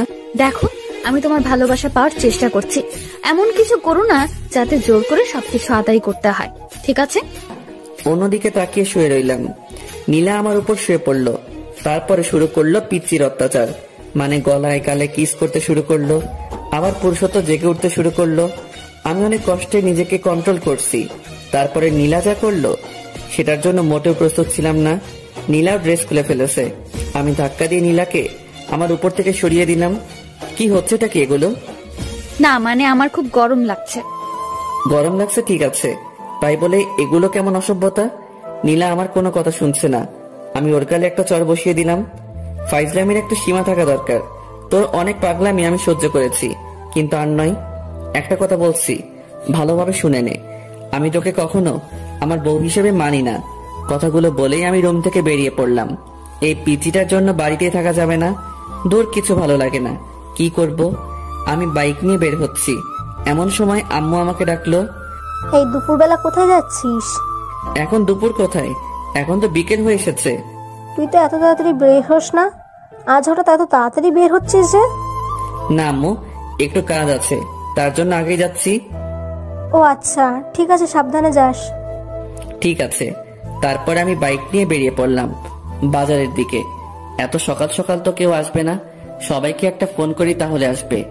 আমি সবাইকে ফোন দিয়ে বাজারে আসতে বললাম। আমি বাজারে পৌঁছাবার কিছুক্ষণ পর সবাই আসলো। তারপরে জমিয়ে আড্ডা দিতে শুরু করলাম। আজ একটু বেশি রাত করে ফেলেছি, মানে 10টা বেজে গেছে। হায় রে, ঘড়ির দিকে খেয়ালই করিনি।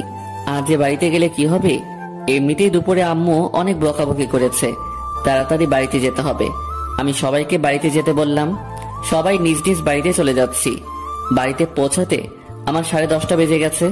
অনেক ভয়ে ভয়ে কলিং বেল দিলাম। আম্মু এসে দরজা খুলে দিল। আম্মু সরাসরি আমার কান ধরলো। এই বিলাই, কয়টা বাজে এখন? 10:30 আম্মু। খুব তো বড় গলায় বলেছিস 10:30। তোকে না আমি 9টার মধ্যে বাড়ি আসতে বলেছি। আসলে আব্বু, আজকে একটু আশিকের বাসায় ছিলাম, তাই আস্তে আস্তে একটু দেরি হয়ে গেছে। আচ্ছা হয়েছে, যা ফ্রেশ হয়ে আয়, ডিনার করবি। ঠিক আছে আব্বু, আজকের মতো মিথ্যা বলে বেঁচে গেলাম। তারপরে আমি ফ্রেশ হয়ে ডিনার করতে আসলাম। এ কি, তুই একা আসলি যে? নীলাকে ডেকে আনলি না? আমি মনে করেছি ও নিচে আছে। আচ্ছা, ডেকে আনছি। নীলাকে ডাকতে গেলাম। রুমের মধ্যে তো নীলাকে খুঁজে পাচ্ছি না। কোথায় গেল মেয়েটা? ওয়াশরুমে খুঁজলাম, নেই। তারপরে বেলকনিতে গেলাম, দেখলাম নীলা দাঁড়িয়ে আছে। নিচে চলো, আম্মু ডাকছে। আমার ক্ষুধা লাগেনি, আমি খাবো না। খাওয়ার জন্য নয়, তোকে ডাকছে। এই বলে আমি চলে আসলাম। নীলাও আমার পিছু পিছু আসলো। আম্মু, তুমি আমাকে ডেকেছো? অনেক রাত হয়েছে, আয় খেয়ে নে। আম্মু, আমার একদম ক্ষুধা লাগেনি। ক্ষুধা লাগেনি মানে? কি হয়েছে মা, বলতো? কই আম্মু, কিছু হয়নি তো। তোর মন খারাপ লাগছে? কি হয়েছে মা, আমাকে বল। না আম্মু, আমার কিছুই হয়নি, এমনিতেই ভালো লাগছে না। এদিকে আয় তো মা। আম্মু নীলাকে খাইয়ে দিতে শুরু করলো। আমি আর জান্নাত হা করে তাকিয়ে থাকলাম। না, হা করে তাকিয়ে থাকলে হবে না। দুপুরে একবার পিচিটার জন্য খেতে পারি নাই, এখন আমাকে খেতে হবে। অনেক ক্ষুধা লাগছে। ইমন শোন, কালকে বিকালে নীলাকে নিয়ে গিয়ে একটা ফোন কিনে দিস। ওর তো বাড়িতে কথা বলতে লাগে, আর ও তোকে ফোন দিয়ে তাড়াতাড়ি বাড়ি আসতে বলবে। তোকে তো ফোন না করলে তুই প্রত্যেক দিনই রাত 10টা বাজিয়ে দিস। ঠিক আছে আব্বু। তোর আম্মুর কাছ থেকে টাকা নিয়ে যাস। আচ্ছা। তারপরে আমি ডিনার শেষ করে রুমে গেলাম। একটু পর নীলা আসলো। নীলা এসে দরজা লক করে দিল। আমি নীলার দিকে তাকাইলাম, কিন্তু ও আমার দিকে তাকালো না। সোজাসুজি বিছানায় এসে অন্যদিকে ঘুরে শুয়ে পড়লো। আমার উপর অভিমান করে আছে হয়তো। তখন ওর গায়ে হাত তোলাটা ঠিক হয়নি। ওকে একবার সরি বলে দেখি। নীলা শোন। নীলা আমার দিকে ঘুরলো, কিন্তু তাকালো না। কিছু বলবে? না, মানে দুপুরে তোর সাথে একটু বাড়াবাড়ি করা হয়ে গেছে, প্লিজ ক্ষমা করে দে। তুমি বাড়াবাড়ির কিছুই করনি, যা করেছো একদম ঠিক করেছো। নীলা প্লিজ এভাবে বলিস না, আমাকে ক্ষমা করে দে। না, ক্ষমার কিছুই নেই। আমারই তো সব দোষ। আমার কপালে তো স্বামীর ভালোবাসা নেই, আছে শুধু চট থাপ্পড়, এগুলোই। আমার উচিত হয়নি জোর করে তোমার ভালোবাসা নেওয়াটা। পিচিটার কথায় কেমন যেন মায়া আছে। ওর কথা শুনে আমি বারবার মায়া পড়ে যাই। আমি কি বলবো ভেবে পাচ্ছি না। আমাকে কথা বলার সব রাস্তায় পিচিটা বন্ধ করে দিল। আমি শুয়ে পড়লাম। একটু পর পর নীলার দিকে তাকাচ্ছি, কিন্তু ও আমার দিকে তাকাচ্ছে না। যে মেয়েটা সব সময় জড়িয়ে ধরতো, এটা করতো ওটা করতো, আর আজকে চুপচাপ শুয়ে আছে, ভাবা যায়। কিছুক্ষণ পর আমি ঘুমিয়ে পড়লাম। সকালে ঘুম ভাঙতে ভারী কিছু অনুভব করলাম। চোখ খুলে দেখলাম নীলা আমার বুকের উপরে উঠে ঘুমাচ্ছে। আমি বারবার অবাক হয়ে যাই। ঘুমের মধ্যে এই পিচি মেয়েটা কি নাইবা করে ভেবে পাই না। নীলা ঘুমাচ্ছে, তাই আমি আর ওকে নামিয়ে দিলাম না। আমিও চোখ বন্ধ করে শুয়ে রইলাম। কিছুক্ষণ পর নীলার নড়াচড়া অনুভব করলাম। নীলার হয়তো ঘুমটা ভেঙে গেছে। নীলা আমাকে কয়েকটা কিস করে উঠে গেল। কি মেয়ে রে বাবা, কাল রাতে অভিমান করে আমার কাছে আসলো না, আবার আমি ঘুমানোর পর আমার বুকে আরো যে কিসব করে, এগুলো তো বলতে পারছি না। আমি কিছুক্ষণ পর উঠে শাওয়ার নিলাম। তারপর রুমে এসে একটু পড়তে বসলাম। অনেকক্ষণ পর নীলা এসে বলল, ব্রেকফাস্ট করবে চলো, আর কলেজে যাওয়ার সময় হয়ে গেছে। আমি নীলার পিছু পিছু ব্রেকফাস্ট করতে গেলাম। ব্রেকফাস্ট শেষ করে রুমে এসে ভার্সিটিতে যাওয়ার জন্য রেডি হচ্ছি। নীলাও এসে রেডি হচ্ছে, ও তো কলেজে যাবে। কিরে, অভিমান কমেনি? না, কমেনি। কিভাবে কমবে? একটা কিস করতে দিলে কমবে। একটাই তো? আচ্ছা ঠিক আছে, একটার বেশি করবি না কিন্তু। আমার কথা শেষ না করতেই নীলা আমার কাছে এসে রেডি। আই, তুমি একটু বিছানায় বসো, না হলে কিস করে শান্তি পাবো না। আমি বিছানায় বসলাম। একটার বেশি করবি না কিন্তু। নীলা আমার দিকে এগোতে থাকলো। আমি চোখ নিচু করলাম। মুহূর্তের মধ্যে নীলার ঠোঁট আমার ঠোঁটের সাথে মিশিয়ে দিল। আমি প্রথমে একটু ছাড়ানোর চেষ্টা করলাম, তারপরে নীলা আমার গলা জড়িয়ে ধরলো। কয়েকবার নিঃশ্বাস নিয়ে পুরো 5 থেকে 6 মিনিট আমার ঠোঁট দুটো নীলার আয়ত্তে ছিল। এটা কি করলি? কেন, একটা কিস করতে বললে তাই একটাই করলাম। তাই বলে এতক্ষণ?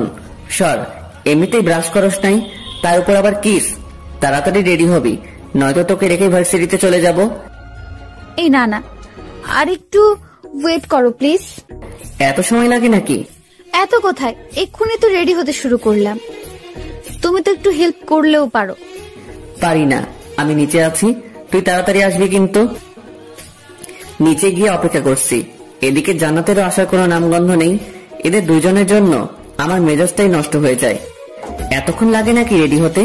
কিছুক্ষণ পর নীলা আর জান্নাত আসলো। এ কি, তুই এখনো রেডি হস নাই কেন? আমি আজকে যাব না ভাইয়া।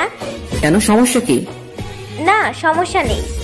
আজকে আমার কোনো বান্ধবী আসবে না, ফোন করেছিল, তাই আমিও যাব না।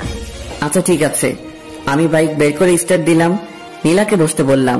নীলা উঠে বসলো, বসার সাথে সাথে আমাকে জড়িয়ে ধরলো। এই কি হচ্ছে এইসব? পরে যাবো যে, তাই ধরলাম। পরে যাবি, ঠিক আছে। তাই বলে এভাবে ধরতে হবে নাকি? আমি তো পিচ্ছি একটা মেয়ে, এভাবে না ধরলে পড়ে যাব। তুমি চুপচাপ বাইক চালাও তো। তারপরে আমরা দুজন ভার্সিটিতে যেতে লাগলাম। রাস্তার সব মানুষজন আমাদের দিকে তাকাচ্ছে। আমি বাইক থামিয়ে হেলমেট পরলাম, তারপরে আবার যেতে শুরু করলাম। এই হঠাৎ হেলমেট পরলে যে? তুই যেভাবে জড়িয়ে ধরেছিস, মান সম্মান তো আর রাখবি না, তাই হেলমেট পরলাম, যাতে কেউ চিনতে না পারে। আমি আমার স্বামীকে জড়িয়ে ধরেছি, তাতে মানুষের কি? আমি কোনো কথা বললাম না, সোজাসুজি ভার্সিটির দিকে যেতে থাকলাম। আর এদিকে নীলা একটার পর একটা বকবক করেই যাচ্ছে। কিছুক্ষণ পর আমরা ভার্সিটিতে পৌঁছলাম। বাইক পার্ক করতে সবাই আমার দিকে অবাক দৃষ্টিতে তাকিয়ে আছে। পাশে সামি, আশিক, হাসিব, নাদিয়া, মিম, এরা সবাই ছিল। আমাদের দুজনকে দেখে ওরা একেবারে আমাদের কাছে চলে আসলো। মামা, একেবারে হিরো হিরোইনরা যেভাবে আসে ঠিক সেইভাবেই যে আসছিস ভার্সিটিতে। তাই নাকি? হিরো হিরোইন বানিয়ে দিলি? কেমন আছেন ভাবি? আলহামদুলিল্লাহ ভালো, আপনি? আমাদের আর ভালো থাকা। কেন ভাইয়া, কি হয়েছে? তুমি অত বুঝবে না, বড় হও। ও আচ্ছা। তুই এখন ক্লাসে যা। ওমা, তুই তো তোর বউয়ের সাথে তুই করে কথা বলিস, এটা কেমন অভ্যাস? তোকে এত বুঝতে হবে না, ও একটা পিচ্ছি। ওকে আমি যা বলবো ওকে তাই শুনতে হবে। এদিকে নীলা আমাকে আম্মুর ভয় দেখায়, আমাকেই ওর সব কথা শুনতে হয়। তাই বলে তুই তোর বউয়ের সাথে এইভাবে কথা বলতে পারিস না? চুপ থাক তুই। এই চল, প্রথম ক্লাস মিস করা যাবে না, প্রথমবার ক্লাস করছি, চল সবাই। আচ্ছা ঠিক আছে চল। তারপর আমরা সবাই ক্লাস করতে গেলাম। নীলাও গেল ক্লাস করতে। আমরা 2টা ক্লাস করে বাইরে এসে আড্ডা দিচ্ছি, আর নীলা ওদিকে ক্লাস করেই যাচ্ছে। চল বাজারের দিকে যাই, সিগারেট না খেয়ে মাথাটা কেমন চক্কর দিচ্ছে। তোরা না কোনো দিনও ভালো হবি না, বুঝলি? এই, আমি ভালো হয়ে গেছি। তুই ভালো হবি এটাও আমাকে বিশ্বাস করতে হবে। বিশ্বাস অবিশ্বাস তোর কাছে। আমি তো বাজারে যাব না, আর সিগারেটও খাবো না। হতেই পারে বিয়ের পরে তুই সিগারেট খাওয়া ছেড়েই দিতে পারিস। বউয়ের শাসন বলে কথা না রে। বউয়ের শাসন মানে? ওর মতো একটা পিচ্চি মেয়ে আমাকে শাসন করবে? তুই এটা কিভাবে বলতে পারলি? না, হঠাৎ সিগারেট খাওয়া ছেড়ে দিলি তো, তাই আর বললাম। ওই তুই না কাল রাতে আমাদের সাথে সিগারেট খাইলি? সারা দিলি তো সব শেষ করে। আমি এদেরকে কোন রকম বিশ্বাস করাচ্ছি যে আমি আর খাই না, আর তুই জল ঢেলে দিলি। আমি জানতাম ইমন কোনোদিনও সিগারেট খাওয়া ছাড়বে না, তাই কোনোদিনও ভালোও হবি না তুই, কুত্তা একটা। কি? আমাকে কুত্তা বললি? থাম, তোকে দেখাচ্ছি। এই বলে আমি নাদিয়াকে মারতে শুরু করলাম। ওর নরম গালে আস্তে আস্তে চর বসাতে ভালোই লাগে। দিদি তো মেকআপটা নষ্ট করে, যা সর এখান থেকে। আচ্ছা, তোর 2-3 ইঞ্চি মেকআপ আমি ঠিক করে দিচ্ছি, ওয়েট। আমি হাত দিয়ে ঘষে নাদিয়ার মুখ একেবারে এলোমেলো করে দিলাম। একটু সাইডে লক্ষ্য করলাম, দেখলাম নীলা চোখ বড় বড় করে দাঁড়িয়ে আছে। কি রে, তোর ক্লাস শেষ? বাড়িতে চলো। আচ্ছা ঠিক আছে চল। তারপরে আমরা সবাই নিজ নিজ বাড়িতে যেতে লাগলাম। নীলা দেখছি এবার আমাকে একটুও টাচ করছে না। আবার কি হলো? আসার সময় যেমন দুষ্টামি করছিল, ওর যে একটু পরপর কি হয় কিছুই বুঝতে পারি না। যাই হোক, বাড়ির দিকে যাই। কিছুক্ষণ পর আমরা বাড়িতে পৌঁছলাম। কলিং বেল দিতেই আম্মু দরজা খুলে দিল। আম্মু, তোমার ছেলে আজকে ভার্সিটিতে খুব বাজে কাজ করেছে। কি করেছে রে? তোমার ছেলেকে জিজ্ঞেস করো। এই, কি করেছিস তুই? কই কি করলাম? আমি তো কিছুই করি নাই। মিথ্যা বলছে আম্মু। আচ্ছা, কি করেছে তুই বল তো মা। তোমার ছেলে ভার্সিটির মেয়েদের মেকআপ ঠিক করে দেয় গালে হাত দিয়ে। নীলা এসব কি বলছে? আম্মু, ওইটা আমার বান্ধবী ছিল, আমরা ইয়ার্কি করছিলাম। গায়ে হাত দিয়ে কিসেরই আর কি? ফ্রেন্ডের মধ্যে তো একটু একটু এমন হয়। ঠিক আছে, কিন্তু গায়ে হাত দেওয়া যাবে না। এরপর থেকে যেন এরকম কথা না শুনি। ঠিক আছে আম্মু। তারপর আমি রুমে গেলাম। আমার পিছু পিছু নীলা রুমে আসলো। এই পিচ্ছি, তুই আম্মুকে বললি কেন? বলবোই তো, 100 বার বলবো। আমাকে বকা খাওয়াতে তোর ভালো লাগে? না, লাগে না। কিন্তু তুমি অন্য মেয়েদের গালে কেন হাত দিবে? ওটা তো আমার ফ্রেন্ড ছিল, ওর সাথে আমি মজা করছিলাম। তুমি মজা করো আর যাই করো, আমার ছাড়া অন্য কোনো মেয়ের গালে বা অন্য কোথাও স্পর্শ করতে পারবে না। কেন? তোর সমস্যা কোথায়?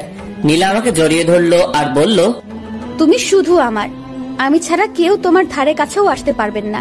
ছাড় তো, এখন গোসল করব। ছাড়বো কেন? চলো, আমিও গোসল করব। না, আগে আমি, তারপরে তুই। বললাম না দুজন একসাথে। আমার কথা না শুনলে কি হবে সে তো দেখতেই পেলে একটু আগে। কবে মুক্তি পাবো তোর এই ঝামেলা থেকে? যেদিন আমাকে তোমার আপন করে নেবে সেদিনই তুমি মুক্তি পাবে। কোনোদিনও না। তাহলে কোনোদিনও মুক্তি পাবে না। আমি কোনো কথা না বলে ওয়াশরুমে গেলাম শাওয়ার নিতে। নীলাও আমার পিছু পিছু আসলো। আমি শাওয়ারটা ছেড়ে দিলাম। নীলা এসে আমাকে পেছন দিক থেকে জড়িয়ে ধরলো। গোসল করার সময় এগুলো কি ধরনের ফাজলামি? এগুলো ফাজলামি নয়, এগুলো ভালোবাসা। গোসল করার সময় কেউ ভালোবাসা প্রকাশ করে না। সবার সাথে আমার কোনো মিল নেই। আমার যখন যেটা ভালো লাগে আমি তখন সেটাই করি। তাহলে আমার সাথে কেন এগুলো করিস? তুই জানিস না কোনটা আমার ভালো লাগে আর কোনটা ভালো লাগে না? একবার আমাকে আপন করে নাও, তারপর থেকে তোমার সব কিছু ভালো লাগবে। ছাড়বি তুই আমাকে? একবার শক্ত করে জড়িয়ে ধরো, তাহলে ছাড়বো না। পারবো না, তাড়াতাড়ি ছাড় বলছি। আচ্ছা, এখন জোর করলাম না, কিন্তু লাঞ্চ করার পর আমাকে জড়িয়ে ধরবে, না হলে খবর আছে তোমার। তারপরে আমরা দুজন গোসল শেষ করলাম। এই, আমাকে একটু চিরুনি করে দাও না। মানে, আমি চিরুনি করতে পারি নাকি? পারবে, এদিকে এসো, একটু সাহায্য করো না। আমি কোনোদিনও কাউকে চিরুনি করে দেইনি। আজকে আমাকে দেবে, এসো প্লিজ প্লিজ প্লিজ। কি করব? এই প্রথম নীলার মাথায় চিরুনি করে দিলাম। নীলা তো মহা খুশি। তারপরে আমরা দুজন লাঞ্চ করতে গেলাম। আমি, নীলা, আম্মু, জান্নাত একসাথে লাঞ্চ করলাম।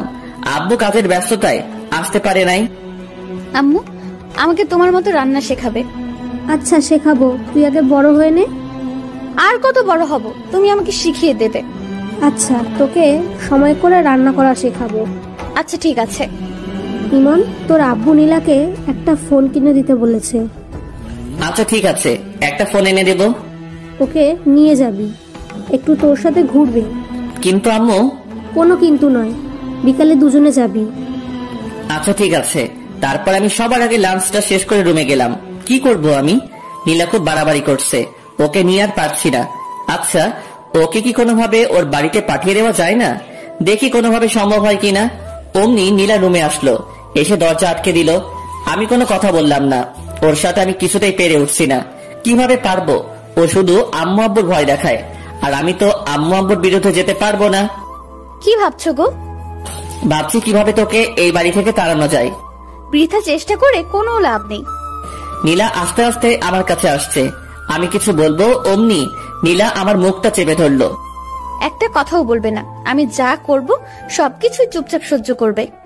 তাই বলে আমি চুপ করে আছি, আর এদিকে নীলা আমার উপর অত্যাচার চালাচ্ছে। কখনো লিপকিস দিচ্ছে, কখনো গালে। একটা সময়ও থেমে থাকছে না। মেনে নিতেও পারছি না, ছেড়ে দিতেও পারছি না। কি করব? ঝুলন্ত অবস্থায় আছি। এভাবে বিকেল পর্যন্ত সহ্য করতে হলো নীলার পাগলামি। এইটুকু একটা পিচ্ছি মেয়ে এত কিছু বোঝে কিভাবে, আমি ভেবে পাই না। পিচ্ছি কিন্তু যেগুলো করে মনে হয় কত কত বছরের অভিজ্ঞতা। আমি বিছানা থেকে উঠে ফ্রেশ হতে গেলাম। ঠোঁটার গাল নীলা একেবারে শেষ করে দিয়েছে। এখন আমার যেতে হবে নীলাকে নিয়ে শপিং এ, ফোন কিনতে। এ তো আর একটা ঝামেলা। এইটুকু একটা পিচ্চি মেয়ের সাথে বেড়াতে আমার একদম ভালো লাগে না। আমি রুমে এসে ফোন টিপতে লাগলাম। আচ্ছা আমি কি পরবো? শাড়ি পরলে কি ভালো লাগবে? তাড়াতাড়ি রেডি হবি, বেশিক্ষণ অপেক্ষা করতে পারবো না। তুমি সব সময় একটু বেশি কথা বলো। শোনো, আমি নীল শাড়ি পরবো আর তুমি একটা নীল পাঞ্জাবি পরবে, ঠিক আছে? নীলা আলমারি থেকে একটা নীল পাঞ্জাবি বের করলো আর ওর জন্য নীল শাড়ি। তোকে বললাম না এখন পাঞ্জাবি পরবো না? আমি যখন বলেছি তোমাকে পরতেই হবে। এদিকে এসো তো। নীলা আমার শার্ট খুলে পাঞ্জাবি পরিয়ে দিল। এই আমাকে শার্টটা পরিয়ে দাও না। আমি পারি না, তুই একা একাই পর, আমি বাইরে যাচ্ছি। এই তোমাকে বাইরে যেতে বলেছি, এদিকে আসো। তুমি একটু শাড়ির কুচিটা ধরো। কি আর করবো, আমি গিয়ে নীলা শাড়ির কুচিটা ধরলাম। এতক্ষণ লাগে নাকি শাড়ি পরতে? তাড়াতাড়ি পর বলছি। তাড়াতাড়ি করছি, একটু ওয়েট করো। আর কতক্ষণ লাগবে? এই তো হয়ে গেছে, এবার কুচিটা দিয়ে দাও। কি? আমি কখনোই পারবো না। তুমি পারবে, তোমার 14 গোষ্ঠী পারবে। তাহলে 14 গোষ্ঠীর কাছ থেকে পরিয়ে নেব, আমি পারবো না। দাও বলছি। তুমি না ছেলে, এত ভয় কিসের তোমার? তাই বলে তোর ওখানে কুচি দিয়ে দেবো নাকি? দেরি হয়ে যাচ্ছে, তাড়াতাড়ি দাও। তারপর আমি কাঁপতে কাঁপতে নীলার কুচিটা দিয়ে দিলাম। নীলা আমার হাত ওর ওখানে চেপে ধরলো। আমি তো লজ্জায় একেবারে শেষ, কিছু বলতেও পারছি না, কিছু করতেও পারছি না, শুধু মাথা নিচু করে আছে। এদিকে নীলাও লজ্জায় লাল হয়ে আছে, কিছু বলতে পারছে না, শুধু মুচকি হাসছে। এভাবে নীরবময় কিছু মুহূর্ত কাটলো। কিছুক্ষণ পর আমি হাতটা সরিয়ে নিলাম আর অন্যদিকে তাকালাম। নীলা সাজুগুজু করতে ব্যস্ত হয়ে গেল। একটু পরে নীলা বলল, আমি রেডি, এখন চলো। আমি নীলার দিকে তাকাতেই একেবারে অবাক হয়ে গেলাম। এইটুকু পিচ্চি মেয়েটাকে দেখতে অনেক সুন্দর লাগছে। আমি তো আগে কখনো ওর দিকে তেমন তাকাইনি, আজ প্রথম তাকাচ্ছি। নীলা দেখতে যে এত সুন্দর আমি আগে জানতাম না। এই কি দেখছো? আমার লজ্জা করে না বুঝি? কোথায় কি দেখছি? চলো তাড়াতাড়ি। হয়েছে, আর মিথ্যে বলতে হবে না। আমি খুব ভালোভাবে লক্ষ্য করেছি তুমি বড় বড় চোখ করে আমার দিকে তাকিয়েছিলে। আমি কোনো কথা না বলে নিচে নামতে শুরু করলাম। আম্মু আমাদের দুজনকে দেখে একেবারে অবাক হয়ে গেল। অবাক হবে না কেন? এভাবে কাছাকাছি ম্যাচিং কালারের ড্রেস পরা দেখলে যে কেউই তাকিয়ে থাকবে। মাশাআল্লাহ, তোদের দুজনকে দেখতে কিন্তু খুব ভালো লাগছে, খুব মানিয়েছে দুজনকে। হয়েছে, এবার টাকা দাও তাড়াতাড়ি। আমি আম্মুর কাছ থেকে টাকা নিয়ে বাইক বের করছি। এমন সময় নীলা বলল, আজ আমরা বাইকে যাব না, রিকশায় যাব। তোমার ইচ্ছে হলে তুমি আমার পিছু পিছু রিকশা নিয়ে আসতে পারো। এগুলো কেমন কথা? হ্যাঁ, নীলা যখন বলছে রিকশায় যাবে, তোকে রিকশায় যেতে হবে। যা, রিকশায় করে যা। আম্মু, আমার রিকশায় যেতে একদম ভালো লাগে না। অত আস্তে আস্তে কেউ যায়? এত কিছু বুঝি না, নীলামায়ের সাথে রিকশা করে যা।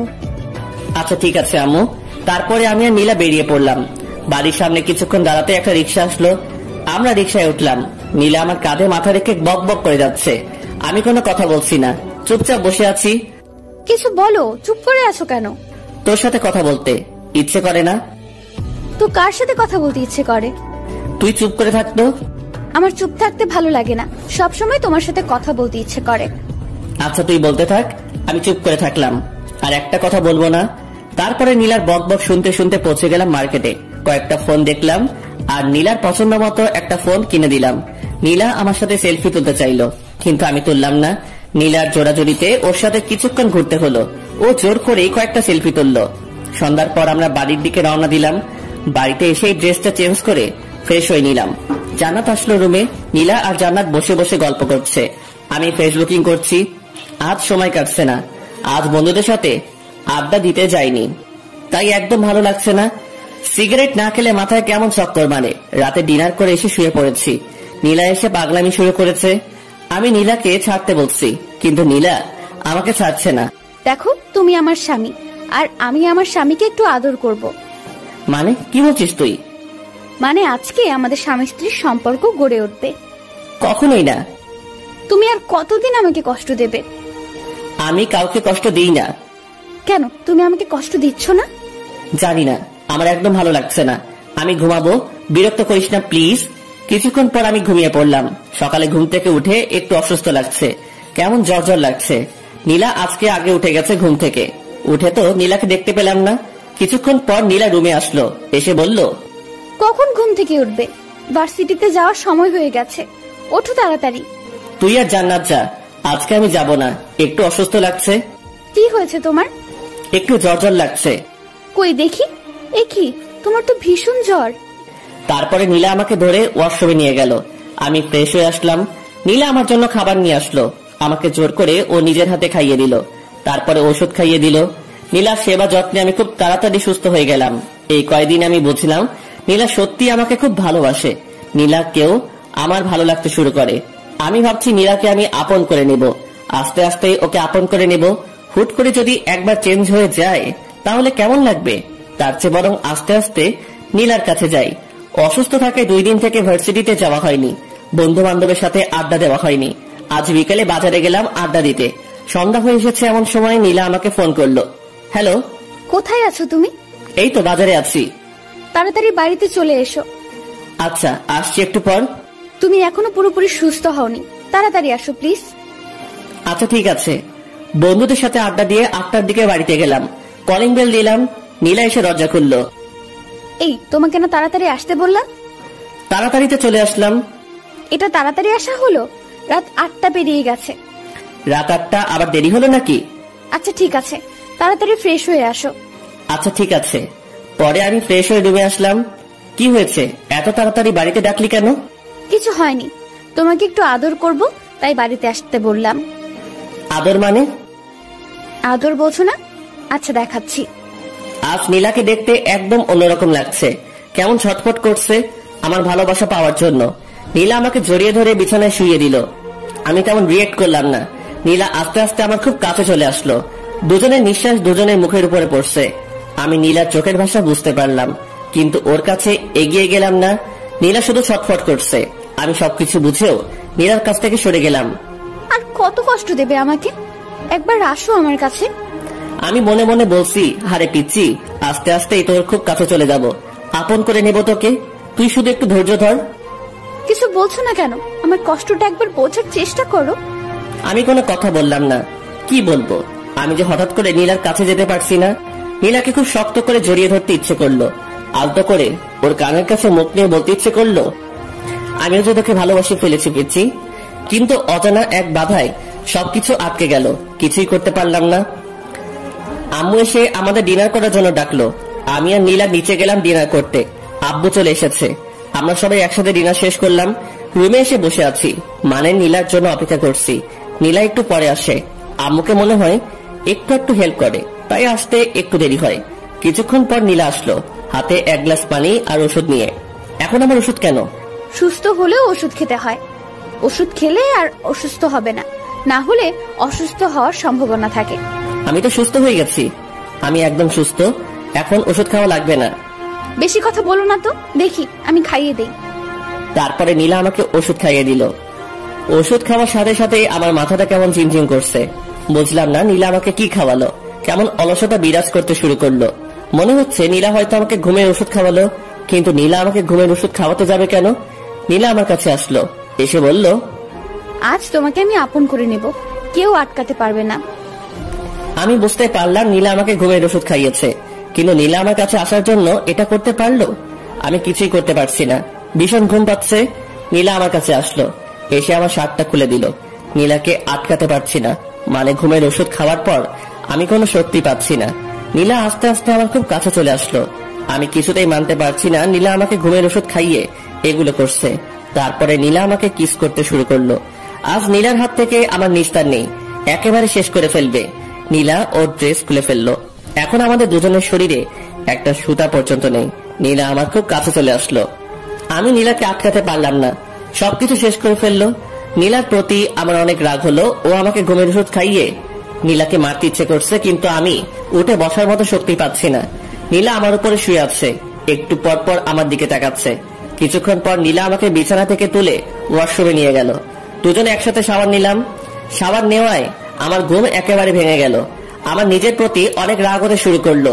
নীলা আমার সাথে এগুলো করলো, অথচ আমি ওকে আটকাতে পারলাম না। আমি ড্রেস চেঞ্জ করে রুমে চলে আসলাম। আজ নীলার খবর আছে, ও কি করলো আমার সাথে। নীলা ওয়াশরুম থেকে বেরিয়ে আসতে আমি ওকে একটা চড় বসিয়ে দিলাম। তুই এটা কি করলি আমার সাথে? যা করেছি একদম ঠিক করেছি, এটা ছাড়া আমার কোনো উপায় ছিল না। নীলার কথা শুনে আমার রাগ আরো বেড়ে গেল। আমি খাটের রেলিং খুলে নীলাকে মারতে শুরু করলাম। অনেক মারলাম নীলাকে। মারতে মারতে লোহার রেলিংটা ভেঙে ফেললাম। নীলা কাঁদতে কাঁদতে বলল, তোমাকে আপন করে নেওয়া কি আমার অপরাধ? আমি কি আমার স্বামীর ভালোবাসা কোনোদিনও পাবো না? কেন বিয়ে করেছো আমাকে? আমার কি একটা স্বপ্ন থাকতে পারে না? তুই আমার চোখের সামনে থেকে সর। তোর মতো পিচ্চি মেয়েকে আমার সহ্য হয় না। আমি কখনো তোকে বিয়ে করতে চাইনি। আম্মু আব্বু আমাকে জোর করে তোর সাথে বিয়ে দিয়েছে। আসলেও তো তোমাকে তো জোর করে বিয়ে দিয়েছে। জোর করে তো আর ভালোবাসা পাওয়া যায় না। আমি এটা ভুলেই গিয়েছিলাম। মুক্ত করে দিচ্ছি আমি তোমাকে।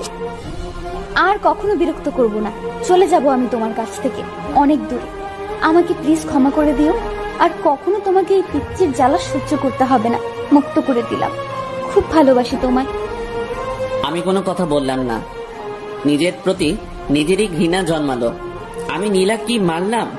কি করে ওর মতো একটা পিচি মেয়েকে মারতে পারলাম? খুব ভুল করে ফেললাম আমি। এক্ষুনি ওর কাছ থেকে ক্ষমা চেয়ে নেব আর ওকে আমার বউয়ের মর্যাদা দেব। আমি পিছনে তাকাতেই নীলাকে দেখতে পেলাম না। বুকের মধ্যে কেমন ধুক করে উঠল। রুমের মধ্যে নীলাকে খুঁজলাম কিন্তু পেলাম না। ওয়াশরুমে গেছে হয়তো। ওয়াশরুমে গেলাম কিন্তু নীলাকে পেলাম না। কোথায় গেল নীলা? আমি বেলকনিতে গেলাম কিন্তু নীলাকে পেলাম না। আমি নিচে গিয়ে নীলাকে ডাকতে লাগলাম। আমি সারা বাড়িতে খুঁজে নীলাকে পাচ্ছি না।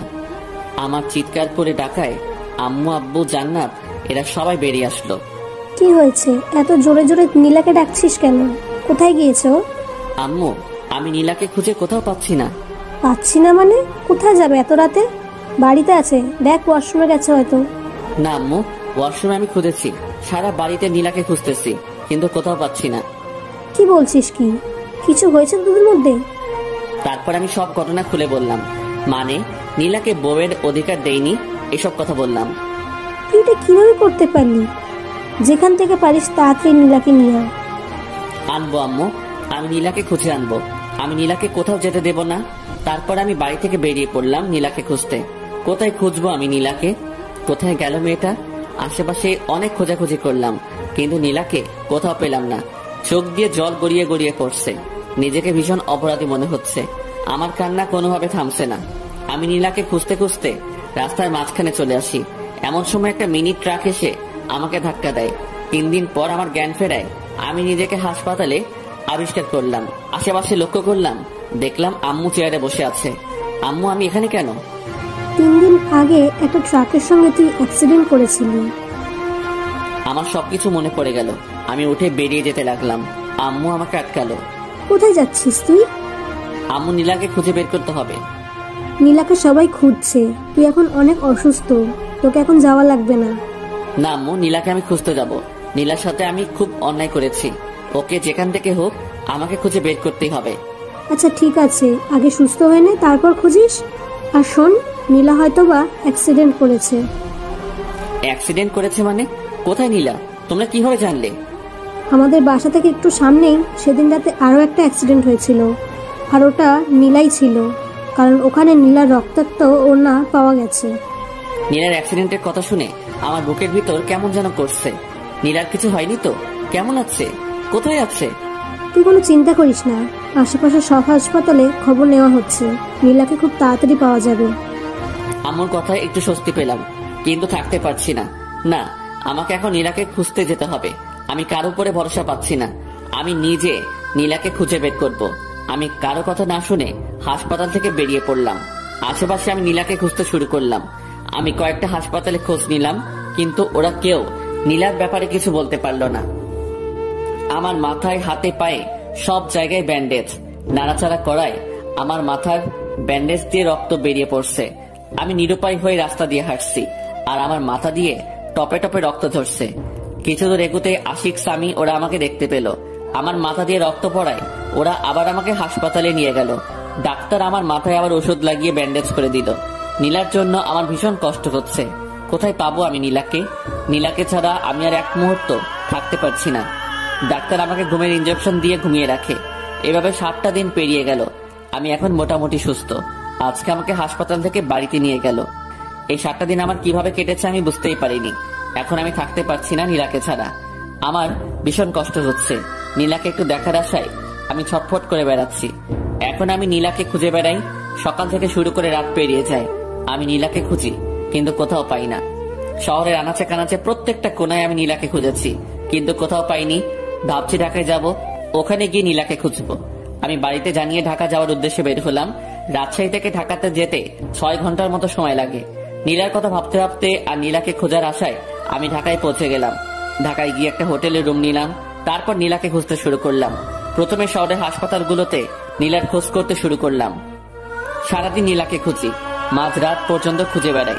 আবার হোটেলে ফিরে আসি গভীর রাতে। নীলাকে কোথাও খুঁজে পাই না। রাতে বাসায় ফিরে ঘুম আসে না। নীলার কথা ভাবতে ভাবতে সকাল হয়ে যায়। এভাবে 1 মাসের মতো আমি নীলাকে খুঁজি, কিন্তু পাই না। 1 মাস নিয়মিত ঘুম না পারায় আমি একটু অসুস্থ হয়ে পড়লাম। আমি বাড়িতে ফিরে আসলাম। সবার কাছে নিজেকে অপরাধী মনে হয়। আমি সত্যি বড় অপরাধী। আমি নীলার সাথে অনেক অপরাধ করেছি। চাচা চাচির সামনে নিজের মুখ দেখাবো কিভাবে? ওদের একমাত্র মেয়ে, ওরা কত কষ্ট আছে। আমার ভীষণ কষ্ট হয়। যদি কাউকে দেখাতে পারতাম তাহলে সেই বুঝতো আমার ভেতরটা। রুমে শুয়ে আছি, এমন সময় আম্মু আসলো খাবার নিয়ে। ঢাকায় গিয়ে তো নিজের শরীরের অবস্থা একেবারে শেষ করে ফেলেছিস। শোন, যা হয়েছে সেটা তোর ভাগ্য ছিল। তুই দেখিস নীলা একদিন ঠিক ফিরে আসবে। আমি আম্মুকে জড়িয়ে ধরে কান্না করতে শুরু করলাম। আমার ভীষণ কষ্ট হয়, ভীষণ। আমি বুঝতে পারি, তোর দিকে তাকালেই আমি সবকিছু বুঝতে পারি। আম্মু, এখন কি করব আমি? সবকিছু ঠিক হয়ে যাবে, তুই একটু ধৈর্য ধর। তারপরে আম্মু আমাকে খাইয়ে দিল। আমি বসে বসে নীলার সেই দুষ্টুমিগুলো ভাবছি। কত কিছুই না করতো একটু ভালোবাসা পাওয়ার জন্য। আজ আমি ওকে আমার সব ভালোবাসা দিতে চাই, কিন্তু আজ ও নেই। ওদিকে নীলা এখন দুবাইয়ে। নীলা সেদিন রাতে বাড়ি থেকে বের হওয়ার পর কোথায় যাবে, কি করবে, এসব ভাবতে ভাবতে রাস্তা দিয়ে হাঁটছিল। নীলা তো এই মুখ নিয়ে বাসায় ফিরে যেতে পারবে না। নীলা রাস্তা দিয়ে যাওয়ার সময় একটা কারের সাথে ধাক্কা খায়। নীলার মাথায় ভীষণ আঘাত পায়। গভীর রাত্রে রাস্তায় কেউ ছিল না। কারের ড্রাইভারটি নীলাকে তুলে হসপিটালে নিয়ে যায়। কারের ড্রাইভারটির নাম সাইদ। সাইদ নীলাকে হসপিটালে নিয়ে যাওয়ায় নীলাকে হালকা চিকিৎসা দেয়। ডাক্তার বলেন রোগীর মাথায় ভীষণ আঘাত লেগেছে, একটা অপারেশন করাতে হবে। আর আমরা এই গুরুত্বপূর্ণ অপারেশনটি করতে পারবো না। রোগীকে উন্নত চিকিৎসার জন্য ঢাকায় নিয়ে গেলে ভালো হয়। আর অপারেশনটা যত তাড়াতাড়ি হবে রোগীর জন্য ততই ভালো। অপারেশনে যদি কোনো ত্রুটি হয় তাহলে রোগীর স্মৃতিশক্তি হারিয়ে যেতে পারে। এমন সময় সাইদ পড়ল ভীষণ বিপদে। সাইদ কি করবে, কিভাবে নীলার ভালো অপারেশন করাবে? সাইদ তার বাড়ির লোকজনের সঙ্গে কথা বলবে। সাইদ সহ পরিবারের সবাই প্রবাসে বসবাস করে, মানে দুবাইয়ে থাকে। সাইদ বাংলাদেশে বেড়াতে এসেছে। সাইদের বাড়ির লোকজন বলল মেয়েটিকে নিয়ে দুবাই চলে আয়, এখানে ওকে উন্নত চিকিৎসা দিলে ও খুব তাড়াতাড়ি সুস্থ হয়ে যাবে। সাইদ ডাক্তারের সঙ্গে কথা বলে নীলাকে দুবাই নিয়ে যাওয়ার ব্যবস্থা করলো। নীলা মাথায় ভীষণ আঘাত পাওয়ায় জ্ঞান হারিয়ে ফেলেছে। এখনো পর্যন্ত নীলা অজ্ঞান হয়ে আছে। ওখান থেকে নীলাকে দুবাই নিয়ে যেতে একদিন সময় লাগলো। তারপর নীলাকে দুবাইয়ের সবচেয়ে ভালো একটা হসপিটালে শিফট করা হলো। দুবাইয়ের ডাক্তাররা নীলার অপারেশন করতে শুরু করলো। মাথায় আঘাত, খুব গুরুত্বপূর্ণ একটা অপারেশন। অপারেশন করতে প্রায় 3 ঘন্টার মতো সময় লাগলো। ডাক্তার বলেছে অপারেশন সাকসেসফুল, কিন্তু নীলার জ্ঞান ফিরতে অনেক দেরি হবে। নীলা কোমায় চলে গেছে। এখান থেকে জ্ঞান ফিরতে কত সময় লাগবে তা বলা সম্ভব নয়, তবে ডাক্তারদের ধারণা মতে 2-3 মাস সময় লাগতে পারে। এদিকে 1 মাস পেরিয়ে গেছে। আমি নীলাকে শহরের আনাচে কানাচে খুঁজে বেড়াই। কেউ নীলার একটু খোঁজও দিতে পারে না। রাত দিন এক করে আমি নীলাকে খুঁজে বেড়াই। আশা একটাই, নীলাকে আমি একদিন ঠিক খুঁজে পাবো। আব্বু পুলিশকে জানিয়েছিল। পুলিশেরও নীলাকে অনেক খোঁজার ব্যবস্থা করেছে, কিন্তু তারাও ব্যর্থ। এইভাবে নীলাকে খুঁজতে খুঁজতে আর বুকে কষ্টের পাহাড় জমিয়ে থাকতে থাকতে আরো 2টা মাস কেটে গেল। আজ 3 মাস পেরিয়ে গেল, নীলার কোনো খবর নেই। আমি এখনো নীলাকে খুঁজে বেড়াই। একদিন লাঞ্চ করছি, এমন সময় আম্মু বলল, দেখ নীলাকে তো অনেক খুঁজলি, কোথাও পেলি না। ভাগ্যে থাকলে একদিন নীলা ঠিক ফিরে আসবে। তার চেয়ে বরং তুই আবার ভার্সিটিতে যা, ক্লাস কর, তোর সময় কেটে যাবে। আচ্ছা আম্মু, কালকে থেকে ভার্সিটিতে যাব। ওদিকে 3 মাস পর নীলার জ্ঞান ফিরল। ডাক্তাররা আগে থেকে বলেছিল যে আজকে বিকেল 3টা-4টার মধ্যে নীলার জ্ঞান ফেরার সম্ভাবনা রয়েছে। তাই সাইদ সহ ওর আব্বু আম্মু ওরা হসপিটালে এসে বসে থাকে নীলার জ্ঞান ফেরার আশায়। নীলার জ্ঞান ফিরে এসে দেখলো সে একটা হসপিটালে। আশেপাশে লক্ষ্য করতে দেখলো 3 জন বসে আছে। আমি এখানে কেন? আপনি এখন দুবাইয়ে আছেন। 3 মাস আগে আমার কারের সঙ্গে আপনার অ্যাক্সিডেন্ট হয়, আর আপনাকে উন্নত চিকিৎসার জন্য দুবাইয়ে আনা হয়। নীলার আস্তে আস্তে সবকিছু মনে পড়ে গেল। সাইদের মা নীলাকে উদ্দেশ্য করে বলল, কি নাম তোমার? আমার নাম নীলা। তোমার কি বাসার কথা কিছু মনে পড়েছে? হ্যাঁ, আমার সবকিছু মনে পড়ছে। খুব ভালো, তুমি কোনো চিন্তা করো না, তোমাকে তোমার বাসায় পৌঁছে দেওয়া হবে। নীলা মুখ গোমরা করলো। কি তোমার বাসার কথা বলায় তুমি মন খারাপ করলে কেন? কি হয়েছে? তোমার সবকিছু আমাকে খুলে বলো।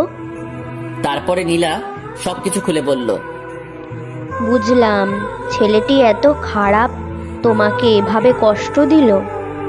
না, ওকে খারাপ বলবেন না, যতই হোক ও আমার স্বামী। এত কিছুর পরও তুমি ওকে স্বামী বলছো? হাজার অপরাধ করলেও আমার স্বামী, আমি ওকে ভীষণ ভালোবাসি। তাহলে তুমি এখন তোমার স্বামীর কাছে ফিরে যাও, এটাই তোমার জন্য ভালো হবে। না, ও আমাকে মেনে নেবে না, কারণ আমি অনেক পিচ্ছি। ও পিচ্ছি মেয়েদের পছন্দ করে না। তাহলে তুমি এখন কি করবে? যেদিকে দু চোখ যায় চলে যাব, কিন্তু আমি ওর কাছে কখনোই ফিরে যাব না। আচ্ছা, আজ থেকে তুমি আমার বাসায় থাকবে। আমার কোনো মেয়ে নেই, তুমি আজ থেকে আমার বাড়ির মেয়ে। নীলা কাঁদতে কাঁদতে আন্টিকে জড়িয়ে ধরলো। আন্টি, তোমরা খুব ভালো, খুব ভালো। আচ্ছা, আমাকে আন্টি বলে ডাকবে না, আজ থেকে আমাকে আম্মু বলে ডাকবে, ঠিক আছে? ঠিক আছে আম্মু। আরো 7 দিন পর নীলা পুরোপুরি সুস্থ হওয়ায় নীলাকে সাইদের বাসায় নিয়ে যাওয়া হলো। নীলা এখন নতুন বাবা মা পেল। এদিকে আমি ভার্সিটিতে যাওয়া শুরু করেছি। ভার্সিটিতে গিয়ে নিয়মিত ক্লাস করি। নীলার স্মৃতি আঁকড়ে আজও নীলাকে খুঁজে বেড়াই। নীলা সেই রক্তমাখা ওড়নাটা এখনো আমার কাছে আছে। ওড়নাটা সব সময় আমার কাছে রাখি। সেই রক্তমাখা ওড়না, এখন তো আর রক্ত নেই, সাদা ওড়না, লাল লাল সব দাগ আছে। সাইদের বাবার একটা নিজস্ব কোম্পানি আছে। নীলা সব সময় বাড়িতে বসে থাকে, তাই নীলা ওর নতুন আম্মুকে অনেক বুঝিয়ে ওদের কোম্পানিতে যায়। ওখানে নীলাকে সবাই ম্যাডাম বলে সম্মান দেয়। নীলার এগুলো শুনতে খুব ভালো লাগে, তাই নীলা নিয়মিত অফিসে গিয়ে বসে থাকে। বসে বসে অফিসের বিভিন্ন কাগজপত্র সিরিয়াল করে। এভাবে চলতে থাকে আমার এবং নীলার দুই দিকে দুই পৃথিবী। নীলার একদিন হঠাৎ খুব বমি হয় আর সে মাথা ঘুরে পড়ে যায়। ডাক্তার নীলাকে চেক আপ করে বলে নীলা প্রেগনেন্ট। সেদিন রাতে আমাদের মিলন হয়, যার ফলে নীলা আজ প্রেগনেন্ট। নীলার বাচ্চাটিকে নষ্ট করে ফেলতে বলি, কিন্তু নীলা রাজি হয় না। নীলা মনে মনে ভীষণ খুশি। নীলা প্রেগনেন্ট এটা শুনে নীলা খুশি। মেয়েরা প্রেগনেন্টের কথা শুনলে এমনিতে অনেক খুশি হয়। নীলার আম্মু নীলাকে অনেক সেবা যত্ন করে। এদিকে আমার অনার্স 2য় বর্ষের পরীক্ষা শুরু হয়ে যায়। আমি ঠিক মতো পরীক্ষা দেই। পরীক্ষা শেষ হতে 2 মাসের মতো সময় লাগলো। দেখতে দেখতে আরো 4টা মাস কেটে গেল। আমি এখন অনার্স 3য় বর্ষে উঠে গেছি। সময় আমার কিছুতেই কাটে না। নীলার স্মৃতি আঁকড়ে এখনো বেঁচে আছি। ওদিকে নীলা প্রেগনেন্ট প্রায় 10 মাস হয়ে এসেছে। নীলাকে একটা হসপিটালে ভর্তি করানো হয়েছে। নীলা মা হতে চলেছে। নীলার মধ্যে এক অন্যরকম খুশি বিরাজ করছে।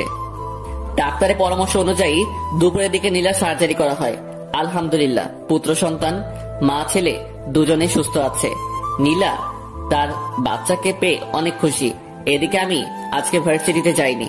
মনের মধ্যে কেমন যেন করছে। আসলে রক্তের টান থাকলে যেটা হয়, আজকে খুব শুধু নীলার কথা মনে পড়ছে। এভাবে চলতে চলতে আরো 3টা বছর কেটে যায়। আমার বিসিএস কমপ্লিট। আম্মু আব্বু আমাকে কোনো চাকরি বাকরি করতে দেয়নি। নিজেদের ব্যবসা সামলাতে হবে।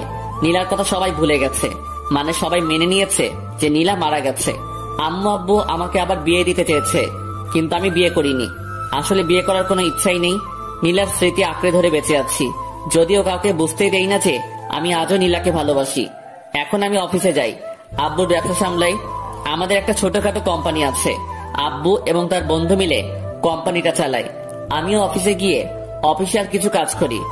রাতে ডিনার করছি, এমন সময় আম্মু বলল, তোর আবার বিয়ে দেবো, তোর জন্য মেয়ে খুঁজছি।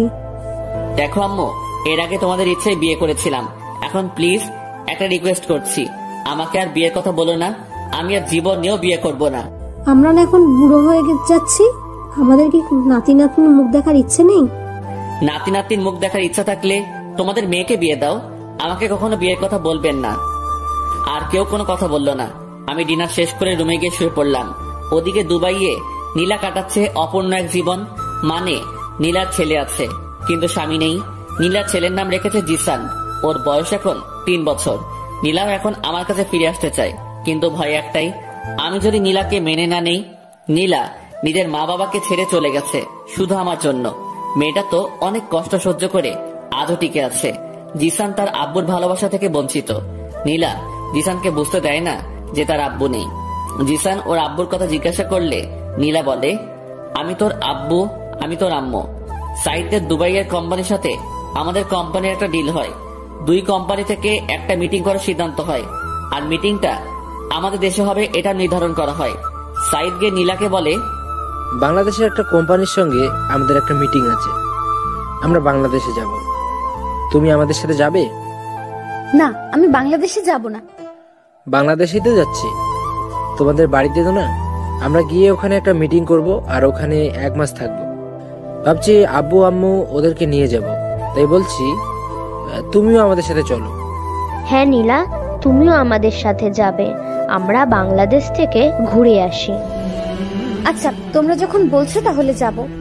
আচ্ছা ঠিক আছে, সামনের ফ্রাইডেতে আমাদের ফ্লাইট। তারপর শুক্রবারের ফ্লাইটে নীলা, জিসান, সাইদের আম্মু আব্বু সহ অফিসের কিছু লোকজন ওরা সবাই বাংলাদেশে চলে আসে। ওরা এসে একটা হোটেলে বুকিং হয়, আর মিটিংটা হবে আমাদের কোম্পানিতে। 2 দিন রেস্ট নেওয়ার পর আমাদের কোম্পানিতে সাইদের আব্বু, নীলা আর কোম্পানির লোকজন ওরা মিটিং করতে আসে। আমরা একটা প্রজেক্টের ডিল নিয়ে মিটিং করব। আমি আব্বু খুব তাড়াতাড়ি অফিসে চলে আসি। অফিসের আরো লোকজন নিয়ে আমরা মিটিং করার জন্য প্রস্তুতি নেই। মিটিং 10টায় শুরু হয়। 2 কোম্পানির প্রায় 20 জন নিয়ে মিটিং করা হয়। আমরা মিটিং শুরু করার আগেই সবার সাথে হ্যান্ডশেক করতে গেলাম। সবার সাথে হ্যান্ডশেক করছি আর নিজেদের নাম বলছি। সাইদের সঙ্গে হ্যান্ডশেক করতে গেলাম, ইমন ইসলাম। সাইদ হাত বাড়িয়ে বলল, সাইদ চৌধুরী। তারপরে পাশে হ্যান্ডশেক করতে গেলাম, একটা মেয়ে হাত বাড়িয়ে বলল, নীলা চৌধুরী। আমি নীলার মুখের দিকে তাকিয়ে থাকলাম। নিজের চোখ দিয়ে কি দেখছি বিশ্বাস করতে পারছি না। আমার চোখের সামনে নীলা দাঁড়িয়ে আছে, মুখ দিয়ে কোনো কথা বের হচ্ছে না, গলা শুকিয়ে আসছে। আমি কোন রকম হ্যান্ডশেক করে আমার নাম বলে বসে পড়লাম। কিছুই বুঝতে পারছি না।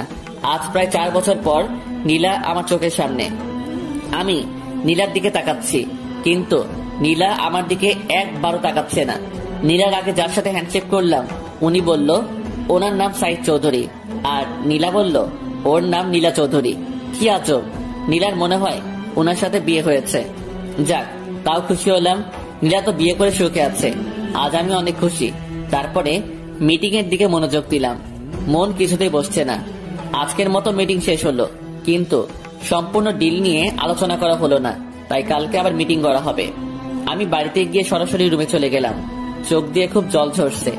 আজ আমি অনেক খুশি। আজ নীলাকে দেখলাম, তাও তো নীলা সুখে আছে, এটা দেখেই অনেক ভালো লাগছে। পরের দিন আমি খুব তাড়াতাড়ি অফিসে চলে গেলাম। এমন সময় সাইদের একটা ফোন আসলো। সাইদ একটু সাইডে গিয়ে ফোনটা রিসিভ করলো। নীলা আমাকে উদ্দেশ্য করে বলল, কেমন আছেন মিস্টার রিমন? হ্যাঁ ভালো আছি, আপনি? আমিও খুব ভালো আছি।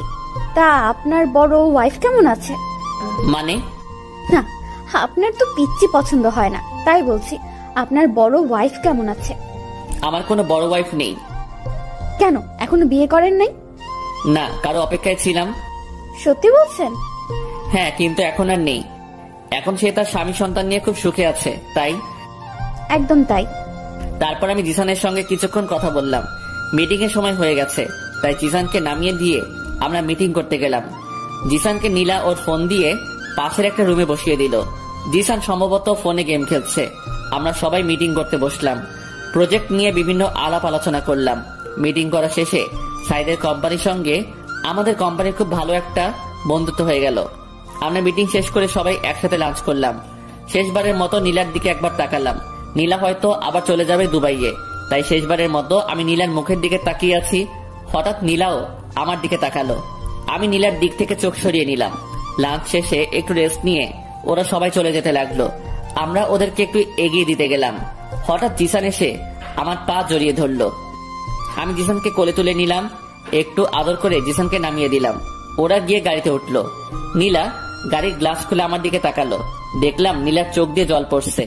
আমার সাথে অনেকদিন পর দেখা হলো, তাই হয়তোবা কাঁদছে। এটা খানিকের কষ্ট, একটু পরে আবার ঠিক হয়ে যাবে।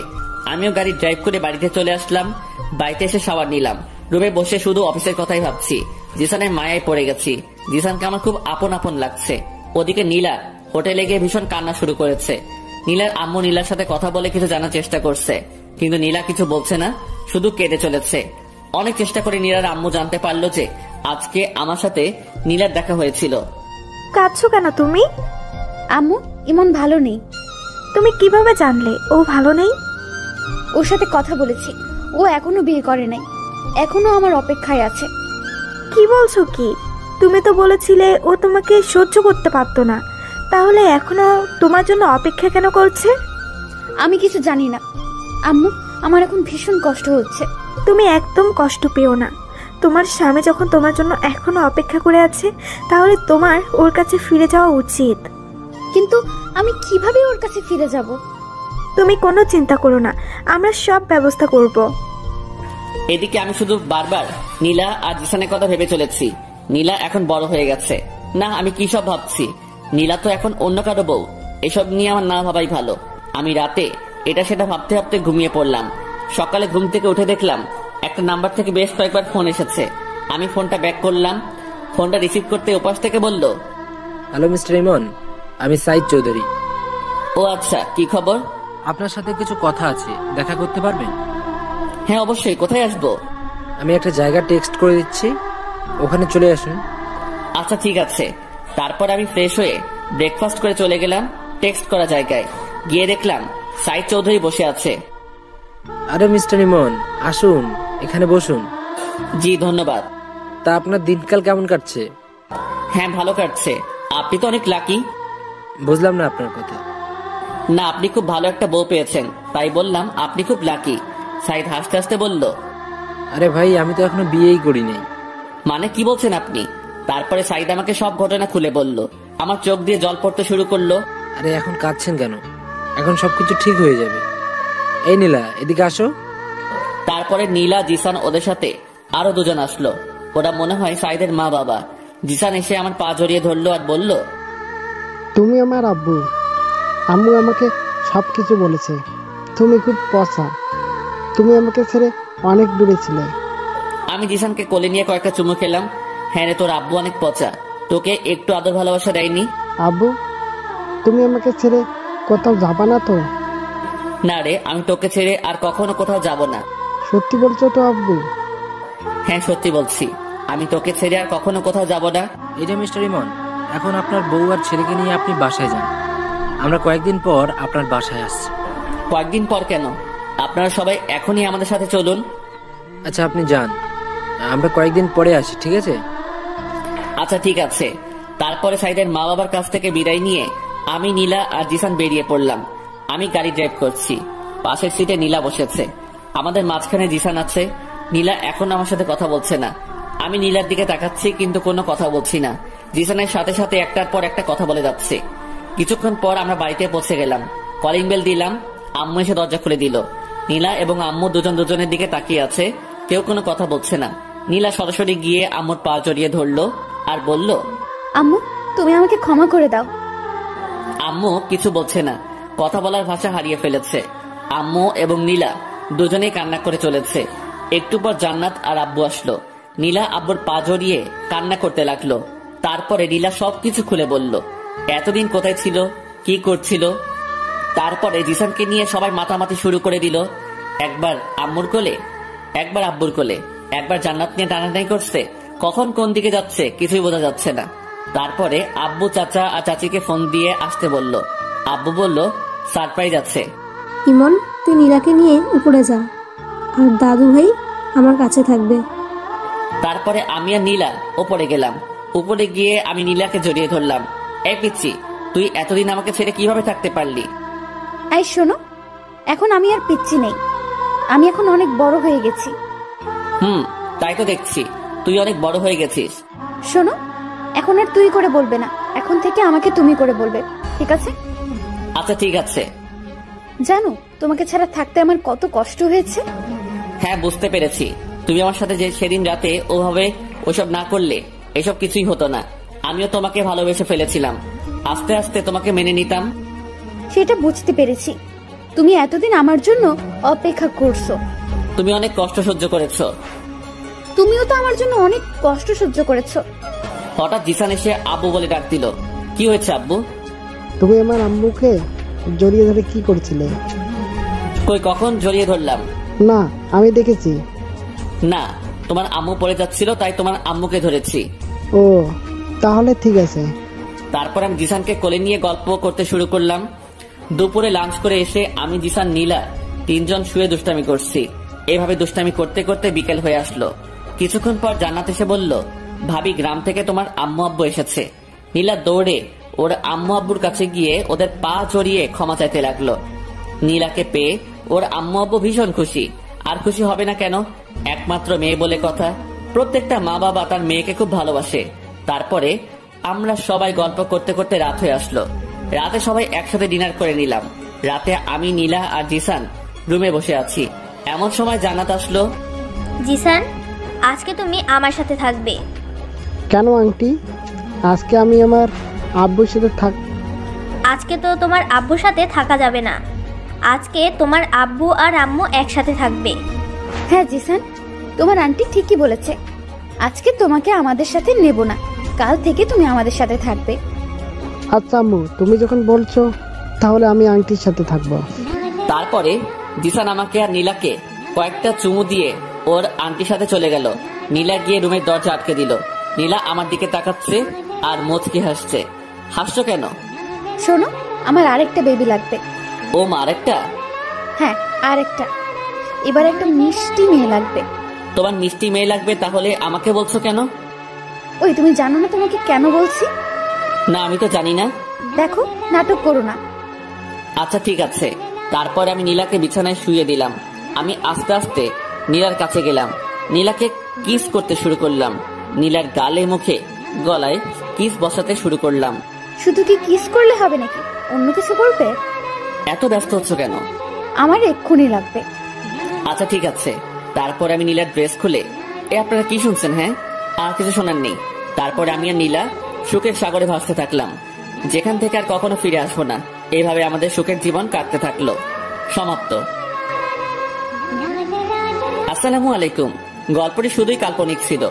আপনাদেরকে বিনোদন দেওয়ার জন্য গল্পটি লেখা হয়েছে। গল্পটি যারা প্রথম থেকে শেষ পর্যন্ত পড়েছেন তাদেরকে অনেক অনেক ধন্যবাদ।